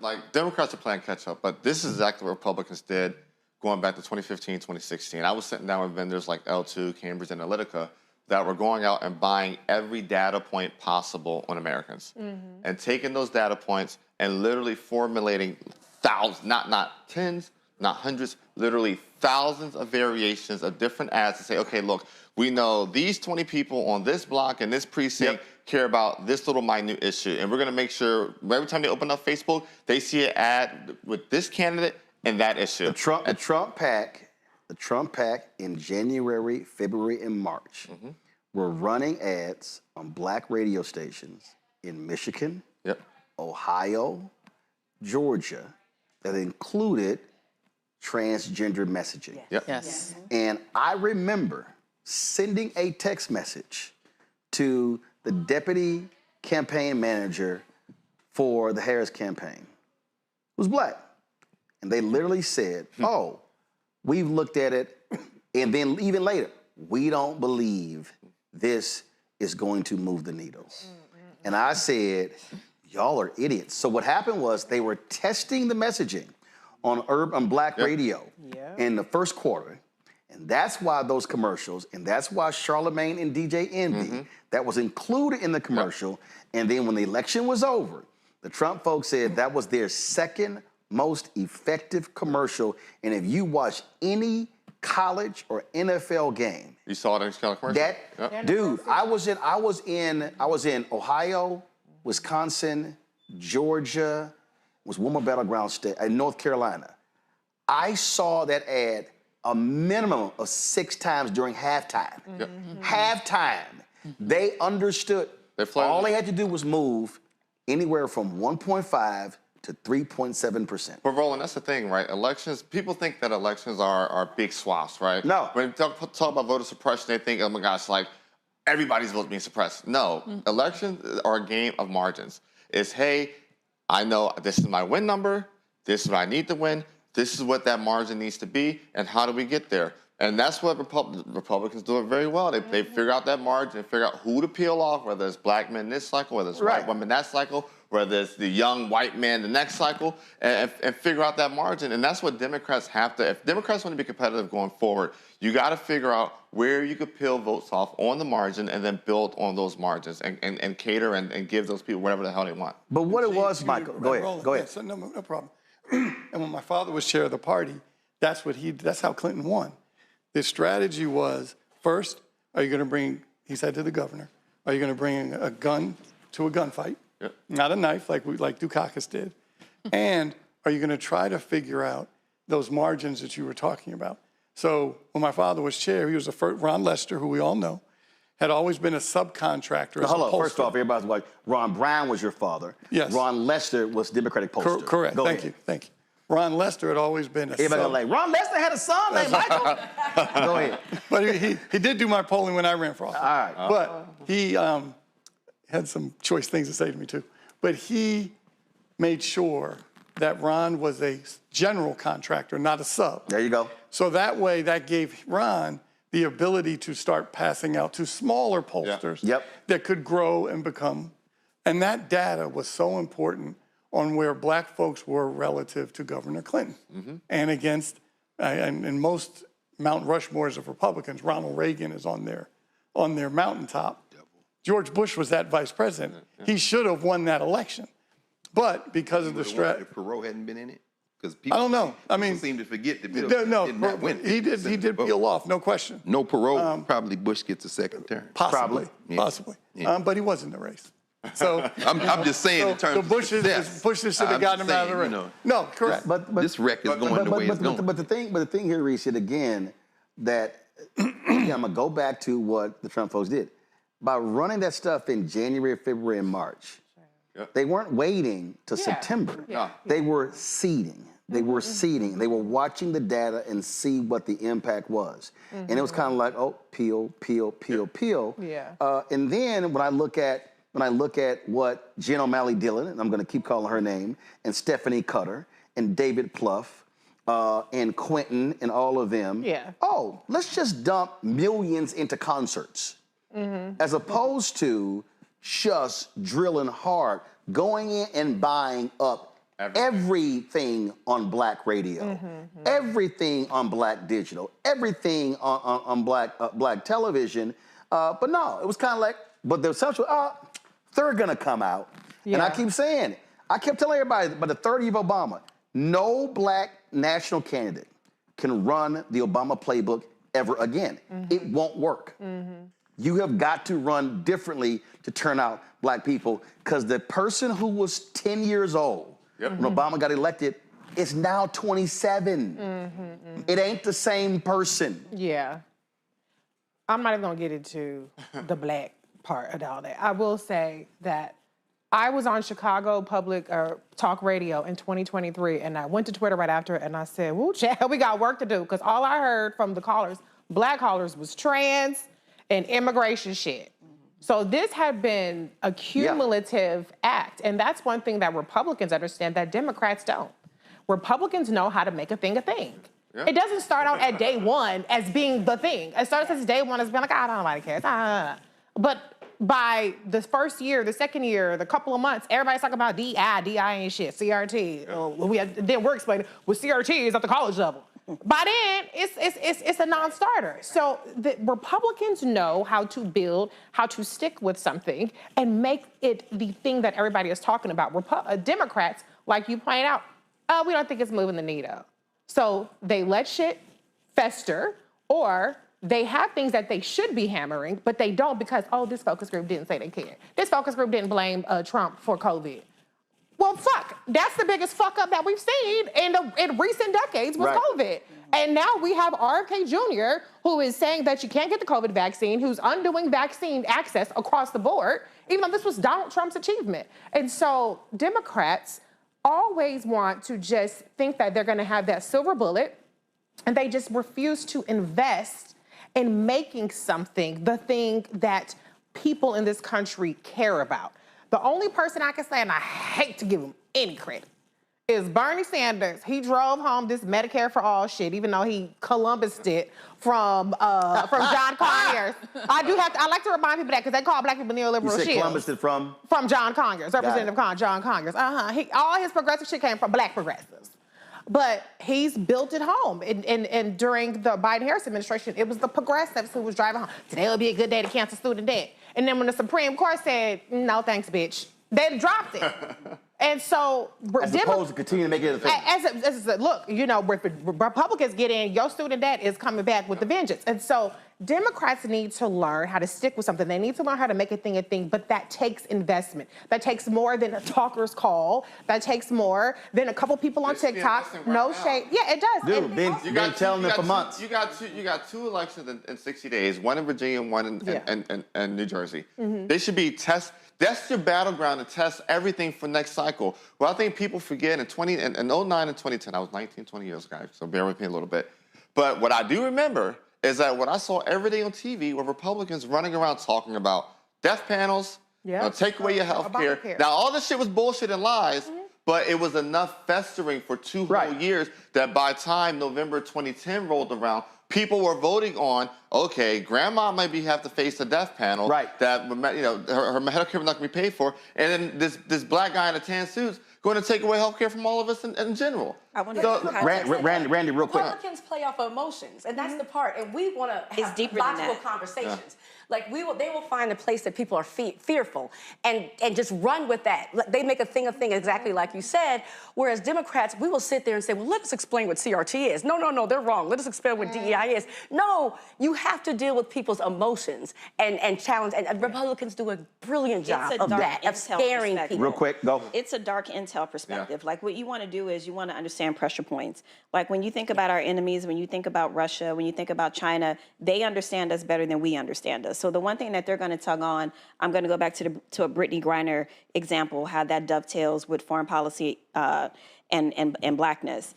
Brittany Griner was the perfect person to put in jail because they knew they put Biden up against the wall. It's like, okay, what you gonna do with your black gay woman here? What are you gonna do? What are you gonna give up to get her out? What are you going to sacrifice? That was a very interesting move. So my point is, because I'm about to get the finger, my point is that it's about understanding pressure points where Democrats, they don't necessarily approach messaging from that perspective. It's the always playing catch up, always explaining, but it is a different way from understanding how to trigger people's emotionality, right? I'm gonna come back to this here. I gotta go to break. Our next guest, we'll talk again, 7 years ago, we talked about Crystal Mason.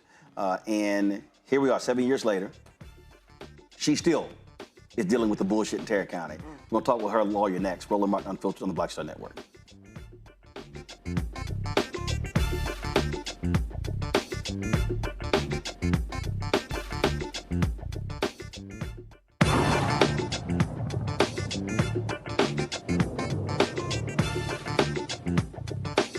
Take my hat off to you. I salute Roland Martin Unfiltered.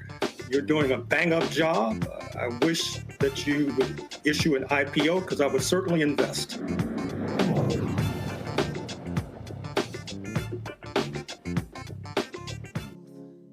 Black Star Network, what's happening? It's your man, Kim. And look, my new single, Rock With Me, is on fire. We debuted as the #1 most added and greatest gainer at R&B radio. So look, I want you to go check it out at musicbykim.com. Listen to it, download it, tell me what you think about it. Also, make sure you sign up to be a part of my community so we can stay connected. At Music by Kim on all social media platforms. Thank you for rocking with me. And keep love on the one. 'Cause I want you to rock with me. We live in a strange world till the darkness falls forever. Baby, let's be the dawn.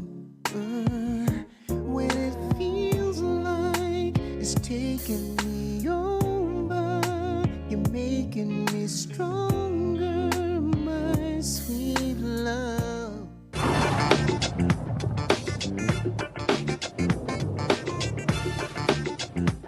And I appreciate you, and as somebody who's done this a long time, there's not very many platforms like this one. It's what makes it special. You should be compensated for how special it is. And now you've built this with your team. I've built my firm with my team. Folks like us don't have a lot of backup, like I said before. So know that I see you and I appreciate it. And I think that we'll have much more conversations as we go forward. And we should think about teaming up and doing some black-brown stuff. Yeah.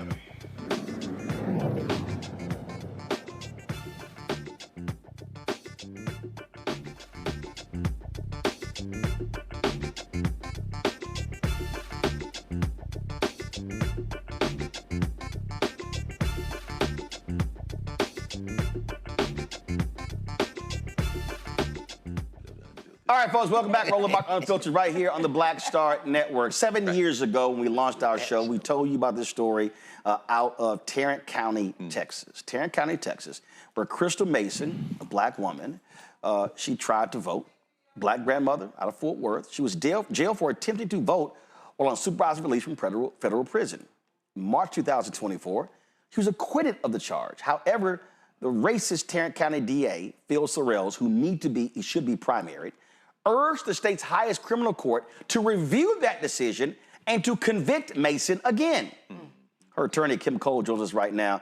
So, Kim, glad to have you here. First of all, Kim, for the people who don't know, tell again, what year was it that Crystal tried to vote?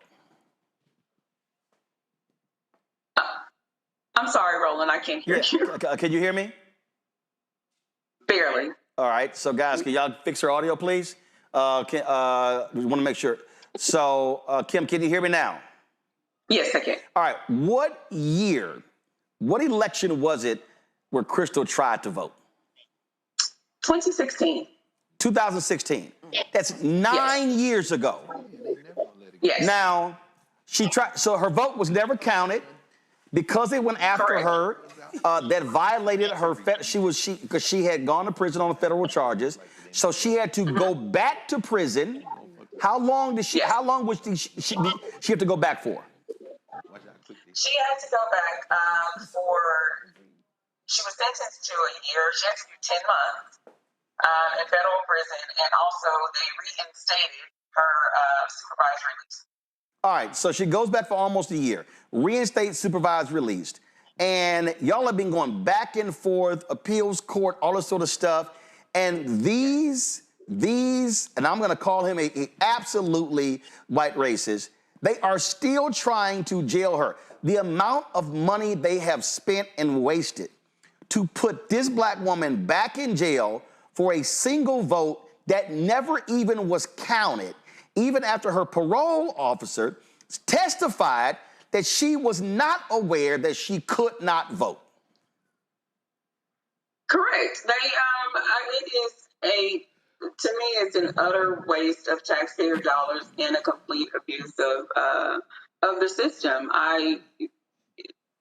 It was clear that Crystal did not know that she could not vote. In the trial, like you said, the supervisor over the entire district stated that they never informed her that she couldn't vote.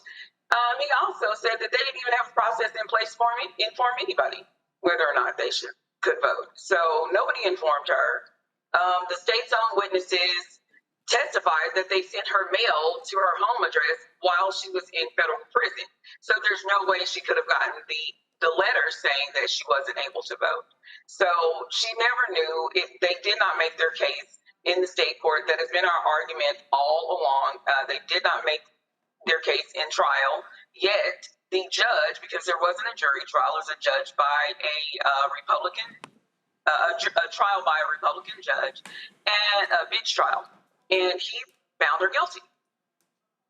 And we're still here, almost a decade later, awaiting a ruling. And so you're awaiting the ruling from which court? From the Texas Court of Criminal Appeals, which is the highest court in the criminal system in the state of Texas. They originally ruled, it's been almost 2 years ago now that they ruled, actually it has been 2 years, I believe, that they ruled that the second Court of Appeals did not properly apply the law to Crystal's case. So they sent it back to the second Court of Appeals and had them take a second look at it and remanded it back to the second Court of Appeals. Now, for the second Court of Appeals ruled in our favor, and the state has now filed for a discretionary review, and that's where we are right now. And let's let folks know, how long did y'all have to wait for that last decision? 18 months. So 18 months. So, and when did the clock start this second review? They filed in April of 2024. So we're close to 17 months at this point. Right. And so here we are almost 10 years later, and this sister still is having this over her head because the Tarrant County DA, Phil Sorrells, he wants to put this woman in prison for voting in a vote that was actually never counted, correct? Correct. What they want to do, Roland, is exactly what the prosecutor stated in Crystal's original trial. The prosecutor stated that they wanted to send a message to voters. There we go. Public hanging. That's what the Tarrant County District Attorney wants to do. He wants to send a message to voters. And obviously, we all know what that message means. It's purely voter intimidation. They have, I'm sure, as we've seen in recent news, Texas has gone through extreme measures to chill voting in Texas. And this is one of their tactics, which began almost a decade ago. It's absolutely insane. We've had you and Ora Crystal on this show for the last 6 years, and I can't believe here we are celebrating our 7th anniversary of Roland Martin Unfiltered, and we are still talking about this case. It's unfortunate. It's absolutely unfortunate. Roland, when we came on 7 years ago,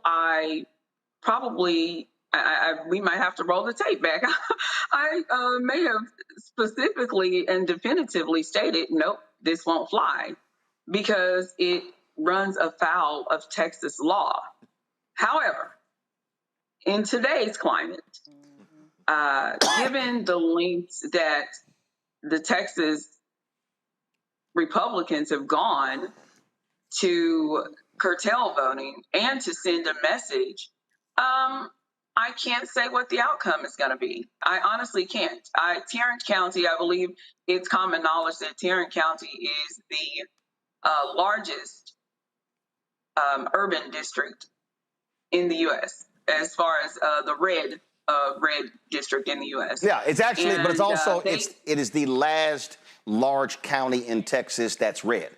Harris County, that's Houston, Dallas County, Dallas, Bexar County, San Antonio, Travis County, Austin, all of those are blue counties, and this is their last stronghold, and Republicans are desperately trying to hold on to this county, and one of the reasons why this county is still red is because Black Latino voters are not voting their numbers. There you go.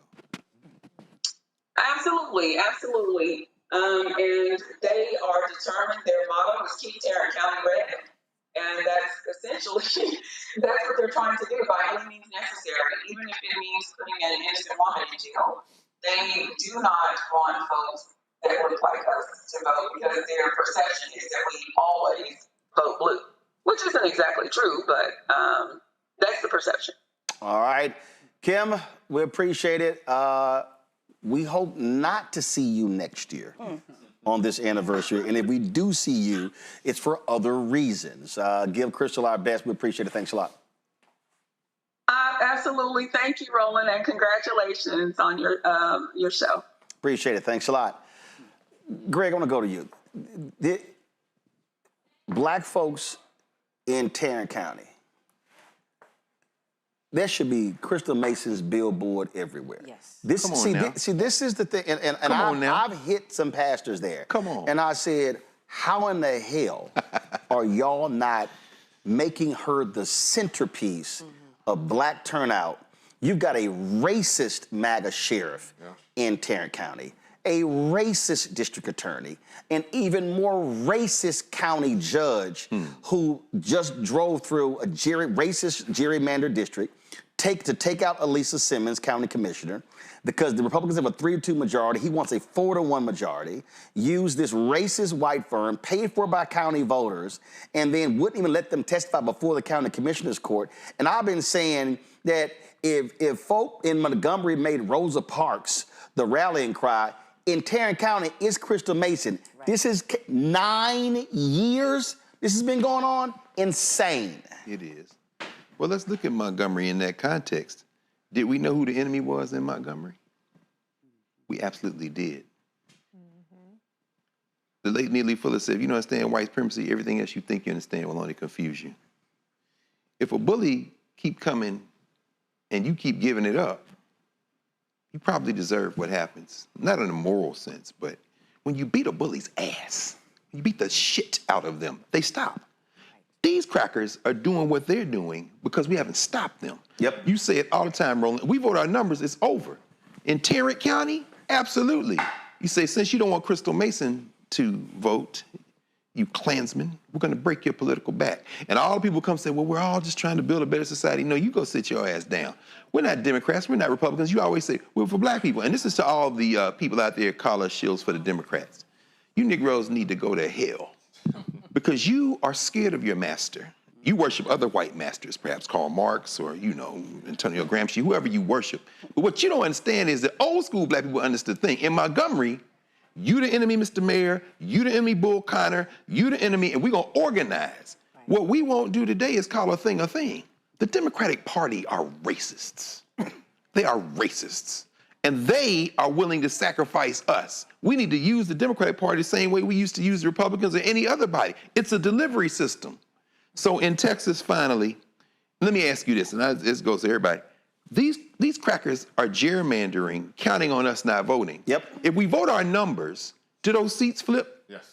Yeah. Guess what? You can't gerrymander the DA race because it's countywide. Right. And guess what? In 2026, that race is up. So I just pulled the numbers for 2022. In 2022, the last time that race was up, only 47% of those who were registered to vote showed up to vote. That specific race with Phil Soros, he got about 310,000 votes. The black woman who ran against him got about 272,000 votes. That's the difference of 38,000 votes. You're trying to tell me we can't find 38,000 black votes in Tarrant County? Right. But what's the message, though?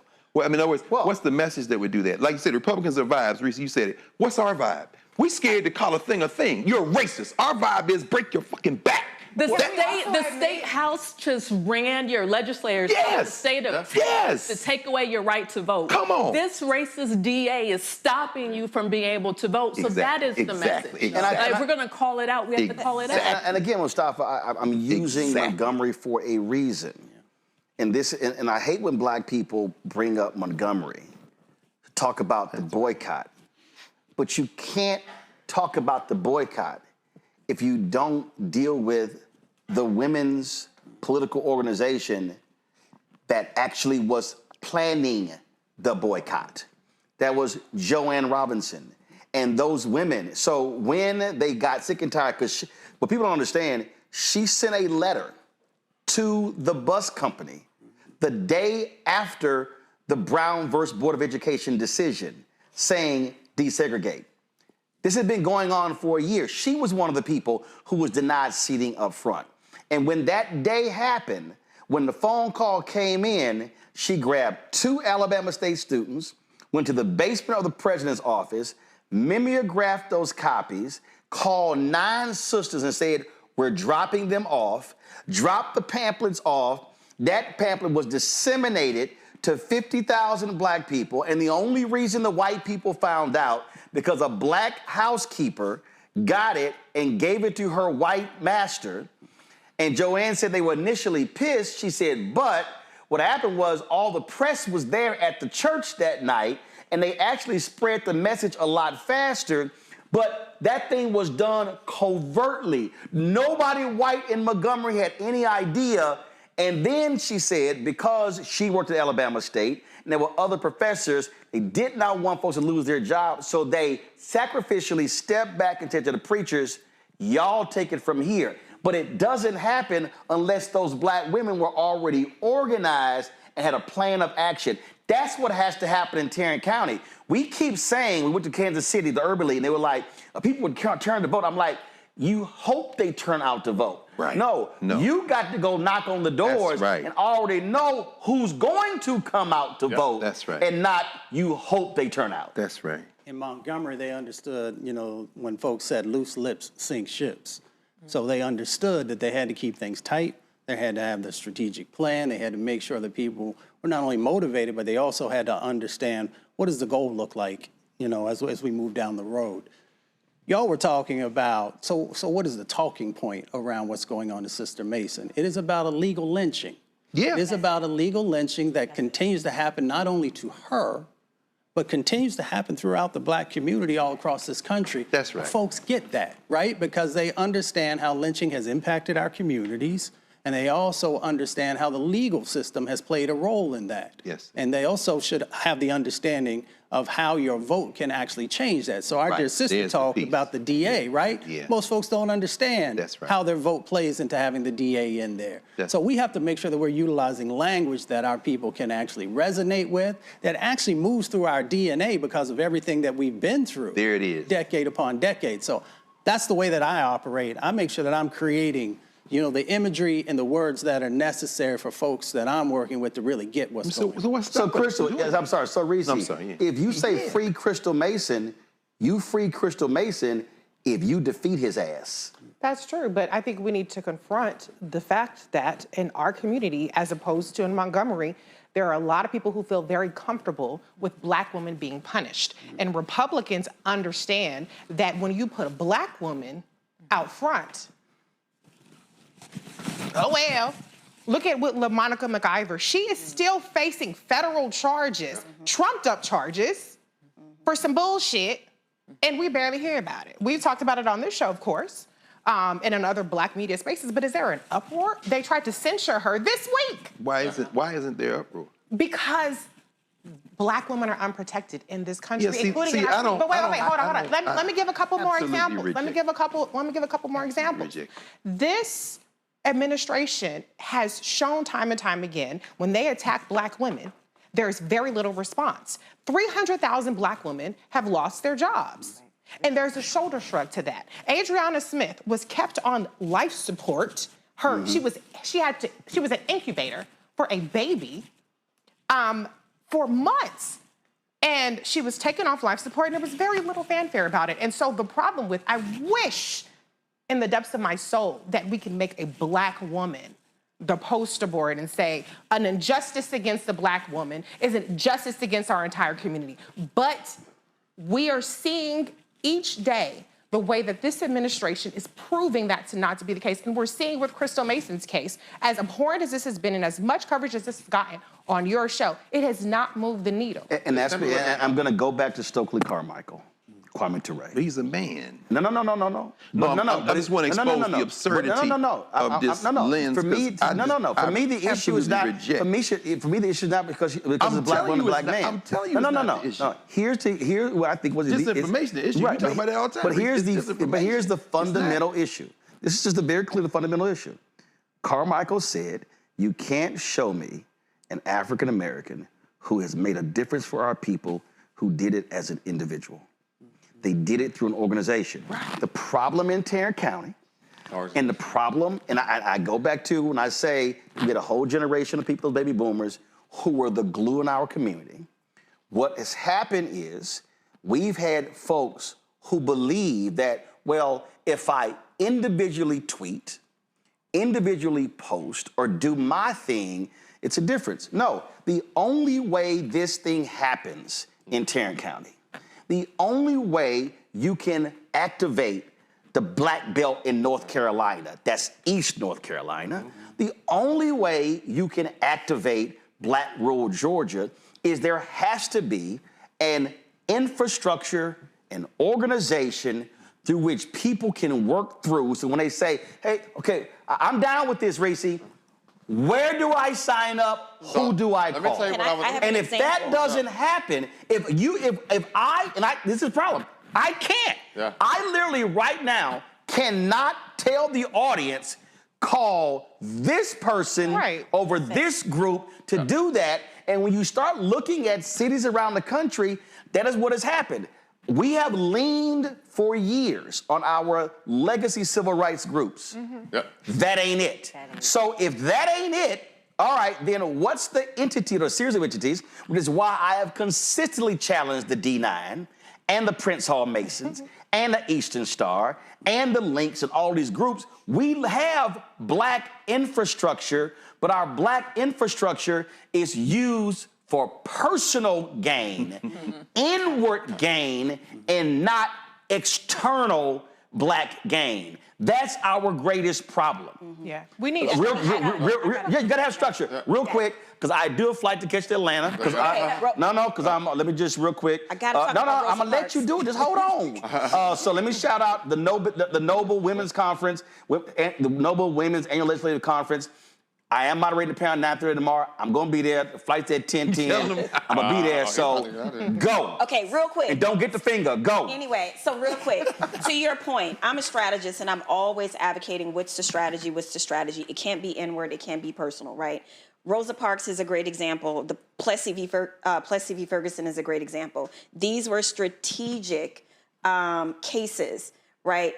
Rosa Parks was not just this tired old black woman on the bus. No, she was chosen, right? And she had the entire infrastructure of the NAACP supporting her in that effort. Plessy was a strategic moment in history where they knew what the outcome was going to be and they were prepared for that moment. The strategic piece is missing in the messaging, in the execution. And I just want to say, the way in which the Republicans understand how to pull on those pressure points, we don't understand MAGA the way Republicans understand other groups in this country and culture. Hello, Eugene. Randy, go. And we need to stop being so satisfied when we get a little piece of something. What you're saying about our social groups is absolutely right. And I believe that it became individualistic and we feel like, oh, we've made it because I'm in this group and I'm in that group. And we don't have to serve, the groups don't have to serve a greater purpose. We're so worried about the debutante ball and the boule. Or whether we're going to lose our 501c3 status. Absolutely. And don't get me wrong, I'm not saying those things aren't valuable, all right? But we have the power. I was just saying there's a group 17,000 members strong or something. What are we doing? I don't want to just see a letter that we're writing that we're disappointed in what happened, but what are we doing? If we have this power, we owe it to our people. And to think that we have overcome is crazy. So we need to pay attention and realize we haven't overcome and there's work to be done. Before I go to Eugene, I'm going to say this right now, and this is the challenge. The person who is fighting the hardest in Tarrant County is County Commissioner Lisa Simmons. Yes. And I'm going to say this right now. I do not understand why in the hell every single one of you members of Alpha Kappa Alpha Sorority Incorporated is not going hard for your soror. You're right. You do not have to take a vote. You do not even have to discuss it in your organization.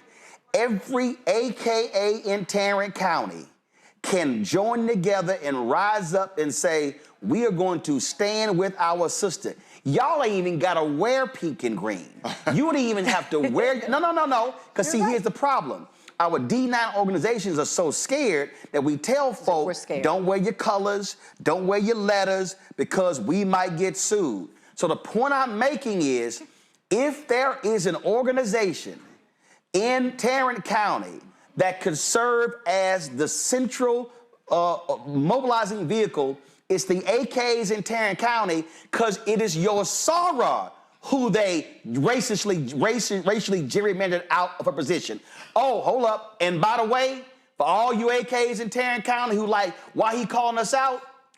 It was your AKA, Joanne Robinson, who was the one who came up with this in Montgomery.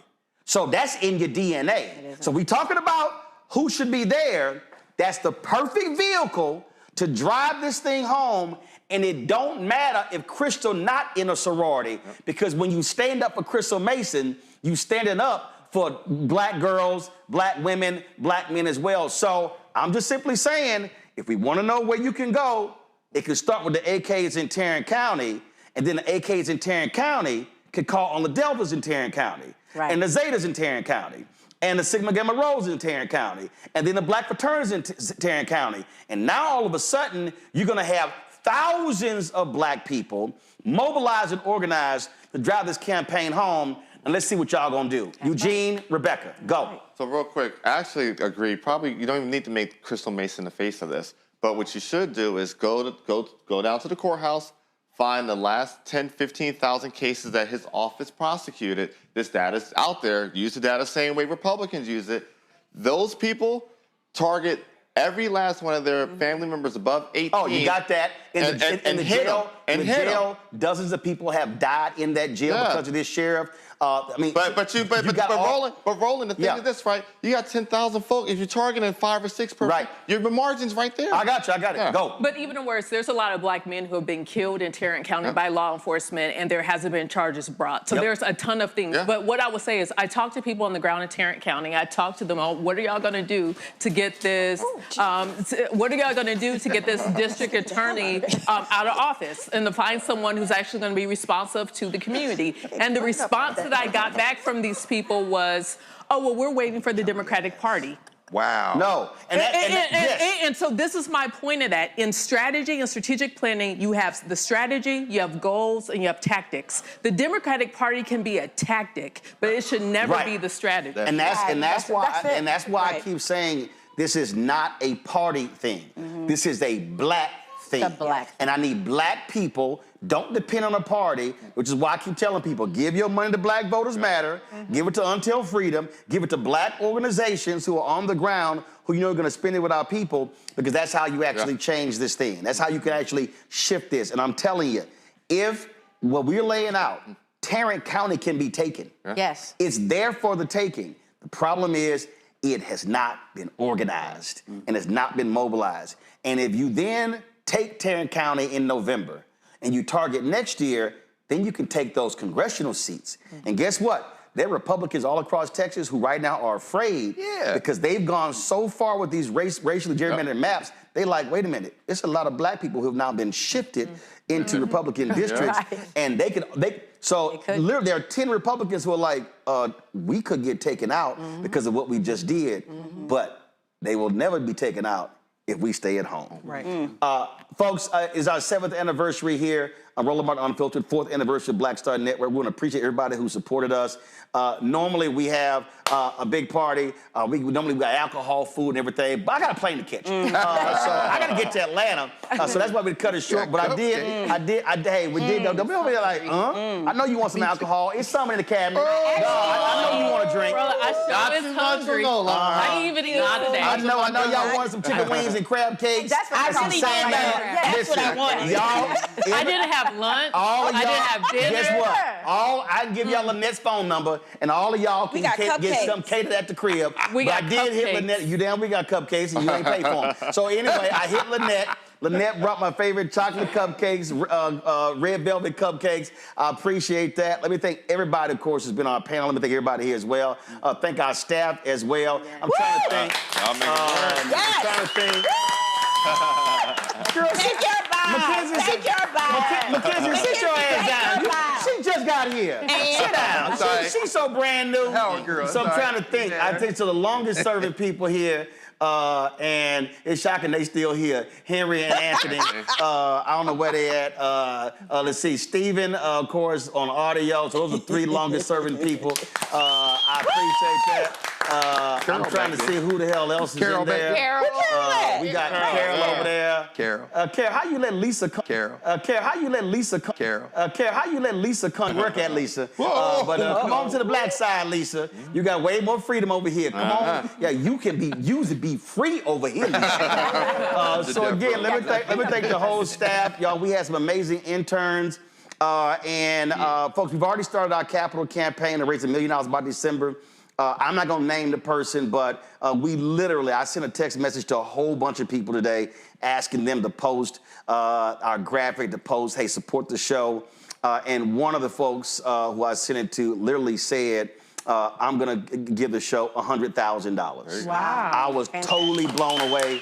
So our target goal, pull the graphic up. The goal is to raise $1 million by December. Now our goal, y'all, is $900,000 by December. Right. And we can do this. And I keep telling y'all, listen, we ain't got millionaires and billionaires cutting us checks. We got one now. But ad agencies are screwing with black people. Anti-DEI, I'm telling y'all, black newspapers are getting crushed nationally because of these anti-DEI efforts. Every black nonprofit in America is being impacted by anti-DEI. I need y'all to understand, if there is a moment where black people have to use our coins, and then we love talking about HBCUs and how we love them, a lot of those HBCUs started because free people of African descent put them coins together, pennies and nickels to create those schools. We funded black organizations. We funded black banks. Understand, a hallmark, a central point of building community, you have to have communication mediums. Because this is mass media. It's more than 3,000 people who are watching right now. But I keep telling y'all, March 4th, we had 250,000 watching. So where are the other 247,000? See, we got to also get out of the habit of turning on MSNBC. MSNBC has more black viewers than anybody else. But y'all ain't seeing a lot of black people on MSNBC. You ain't seen black content. You ain't seen black experts. I guarantee you ain't no black foreign policy person you seeing on MSNBC on a regular basis. I guarantee you there's no black studies person you're seeing at a HBCU on a regular basis. That's true. Y'all saw what I did there. There's no black environmental expert, no black economist. I can go on and on and on. So supporting this show and network is critically important. I already told y'all, we're gonna be launching a new daily show. I've already offered the sister a job who's gonna be doing that daily show. We're working on launching a black business show, a black health show, because we have to build out the network and all the offerings. And let me see if I can pull it up. Well, our Roku's not working. So what I was going to debut today, but we have to make some changes over. So if you go to blackstarnetwork.com, the app comes up right now. Well, in 4 days, that's going to change because we are turning the blackstarnetwork.com into a black news portal. So you will see opinion pieces. We're using AI to take the content and the interviews on this show, turn them into written stories. And then we're also looking at hiring at least 1 or 2 writers to also drive content on the website. And so I told y'all we were going next level. So one of the reasons we're talking about raising this $1 million is to fund those things. A black company out of Los Angeles called Quantity that's rebuilding out our black news portal. And again, we were going to launch it today, but we have to make a switch over from the app. So hopefully that'll be done in 4 days. You'll see what that looks like. But if you look at right now in black-owned media, you do not have a black news portal where you ain't seeing aggregated content. I'm not rewriting white media stories. We ain't doing that. We're going to be having our own stories and covering the things because, again, we have to expand this because I can't do all the interviews and all of the reporting. It has to be broad and has to be bigger. And so media is important. We are not here as black people if we did not have black newspapers and black magazines and black radio. We're now living in a digital world. And unfortunately, too many of our black-owned media companies are not meeting the moment. You have black women-targeted outlets that are not writing about the attacks on black women on a daily basis. You have black business outlets ain't writing about the attacks on black business on a daily basis. And we can go on and on and on. And so we're not going to play this game of sports and entertainment. If y'all want that, go somewhere else. If y'all want to see who's getting married, who's getting divorced, who's pregnant, who's not pregnant, who left a man, who left a woman, don't come here because I don't give a shit. You can go somewhere else. I'm not talking about it. I don't care. There's a lot of celebrities I know. Hey, happy birthday.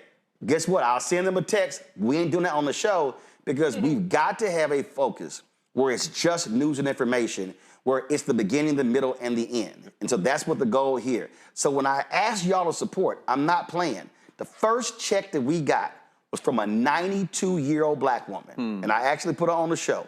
And she said she watched my TV One show. She said her daughter followed me on Facebook because she played golf. And that sister said, she told me about what you were launching, and she said, your voice matters, and she sent a $500 check. That's actually how the Bring the Funk fan club got started. Wow. And since we launched, more than 40,000 people have made donations to this show, ranging from $1 all the way up to $30,000. And now the largest now is $100,000. But understand, everybody can't give $100,000 or 50 or 30 or 25, 10, 5. Everybody can't even give $50. But trust me, when the sister, the seasoned saint who stopped me at the Atlanta airport and gave me $1, her dollar is just as important as the 100,000. Because you know what? If you get 10,000 people giving $1, there's still $10,000. And so that's where we have to be. And I'm telling y'all right now, this anti-DEI stuff, this anti-black stuff, that's locked in place for the next 3.5 years. We need to understand that, okay? It ain't going away if Democrats win the House next year. And so we have got to have communication mediums that are fortified, that are unbought, unbossed, and that they do not control. And I told y'all, the only person above me on our flow chart is God. I don't report to anybody else. I don't ask anybody else, can I? I don't ask anybody else for permission. And guess what? Ida B. Wells Barnett was that way.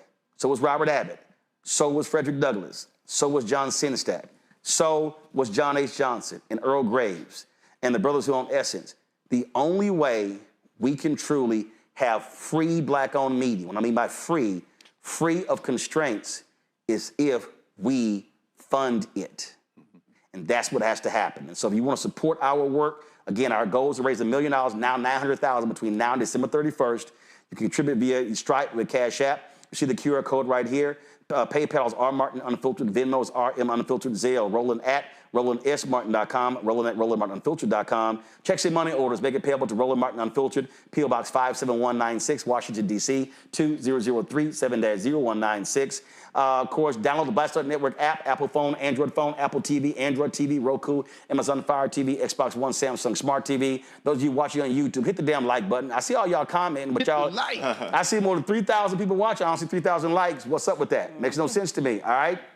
Don't forget, get our Black Star Network gear. I think we have this Black Owned Media Matters shirt on there. If not, trust me, it's going to be on there tomorrow. And so go to shopblackstarnetwork.com to get our gear there. Support the Black-owned products that are on there as well. We have Black-owned products on shopblackstarnetwork.com. You can buy direct, support those Black-owned businesses. Go there as well. And, of course, we support the Black social media app Fanbase.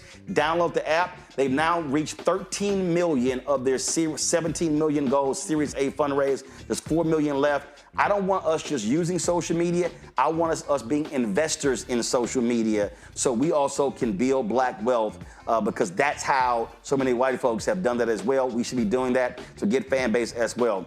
Again, let me thank everybody here. Let me thank all of our commentators on our panels every single day that made this show possible for the last 7 years. Thank our staff, and more importantly, let me thank every single one of you because y'all watching, y'all commenting, y'all posting, y'all sharing our content is how we went from 157,000 YouTube subscribers to now 1.85 million, and how we've been able to build and grow this to hit a high of some 30 million views a month. And last point, YouTube's top 100 black podcasts, they've not had that for like 3 months. It's only 2 weeks we were not in the top 100. They reached the highest we reached was number 40. And we're the only black news outlet that is on YouTube's top 100. Everybody else is sports and entertainment. And that shows you the power of black eyeballs and black voices. Folks, I'll see you tomorrow from Atlanta. Thanks for joining us in our celebration, 7th anniversary, 4th anniversary. I'll see you tomorrow. Holla! And get some cupcakes.